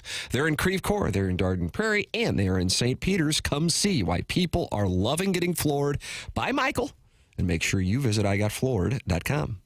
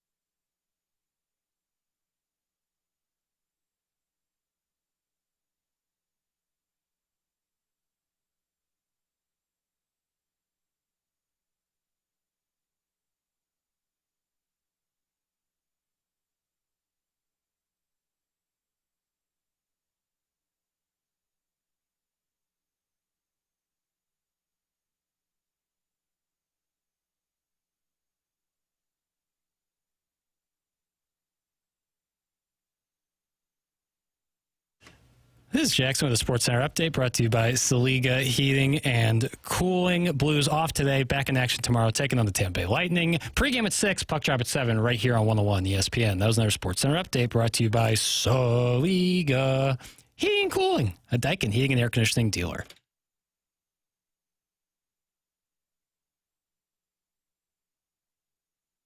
Welcome back to the morning after. Design Air, Heating and Cooling. Email of the day results. Doug, you and I had our votes counted today. That's nice. Yeah. It's empowering is what it It is. is. You know, I mean, I don't know what's going on that side of the dais and all the cover-up for the sport of basketball that's gone on here over the last hour, but Jackson has the results. What do we got? All right. Let me cue up my dramatic music here. Okay, I'd like that. Okay. With one vote, Terry TT Boy. Wow. Terry TT Boy. Okay. That was. I'll be transparent with the audience. That was my vote. I thought that was going to be the winner. Okay. Maybe it will be. With another vote? Oh, okay. I thought that was a standing. Fair. I see. Fair. But now I've just blown up the whole segment. I'm just going to go do QFTA. Self-made stay-at-home will do. Mom gets a vote. She talked about Han. She did. Shooter McGavin gets a vote. Wow, diverse. Okay, but it's going to be close. Shooter McGavin gets another vote. Oh, my goodness. And Shooter McGavin gets that third vote. Shooter McGavin has won the Design Air Heating and Cooling email of the day. How many wins this month for Shooter McGavin? I think that's his first one on the board. Wow. That's somebody, Doug, who could really get this thing going. Kind of fun, too, because the first half of the month, he couldn't find his stride. And I know he was working with Claude Harmon, actually, on his form. And maybe he found it just in time to get some momentum here. Okay, I see you with your hand moving like that. Stu Clytenic did the hand movement. Oh, yeah. He reached like right into your home, just grab you by the soul, and then pull you back into Channel 2. He was the sports director before Martin Kilcoyne. It looked like it was 3D television almost because the arm would come right in. Was he a tall gentleman? Oh, yeah. With long arms. And he was constantly pointing, reaching into the camera. You go, he's coming to get me. Drove my dad up the wall. You didn't like that? That's why the fact that Doug brings it up makes me so. We're talking about nostalgia. Yeah, for real. Romanticizing. This guy and this hand movement, Missy. Look at this guy. He's always just a hand movement. Just want to know the scores. Hand movement. Hand movement. All right. Congratulations to Shooter McGavin. You were on the board, tied with Buck Swope, tied with Carlos Spicy Wiener, tied with Harold with 2 R's, tied with one of our many female listeners, Sharon. Am I leaving anybody out there with a win?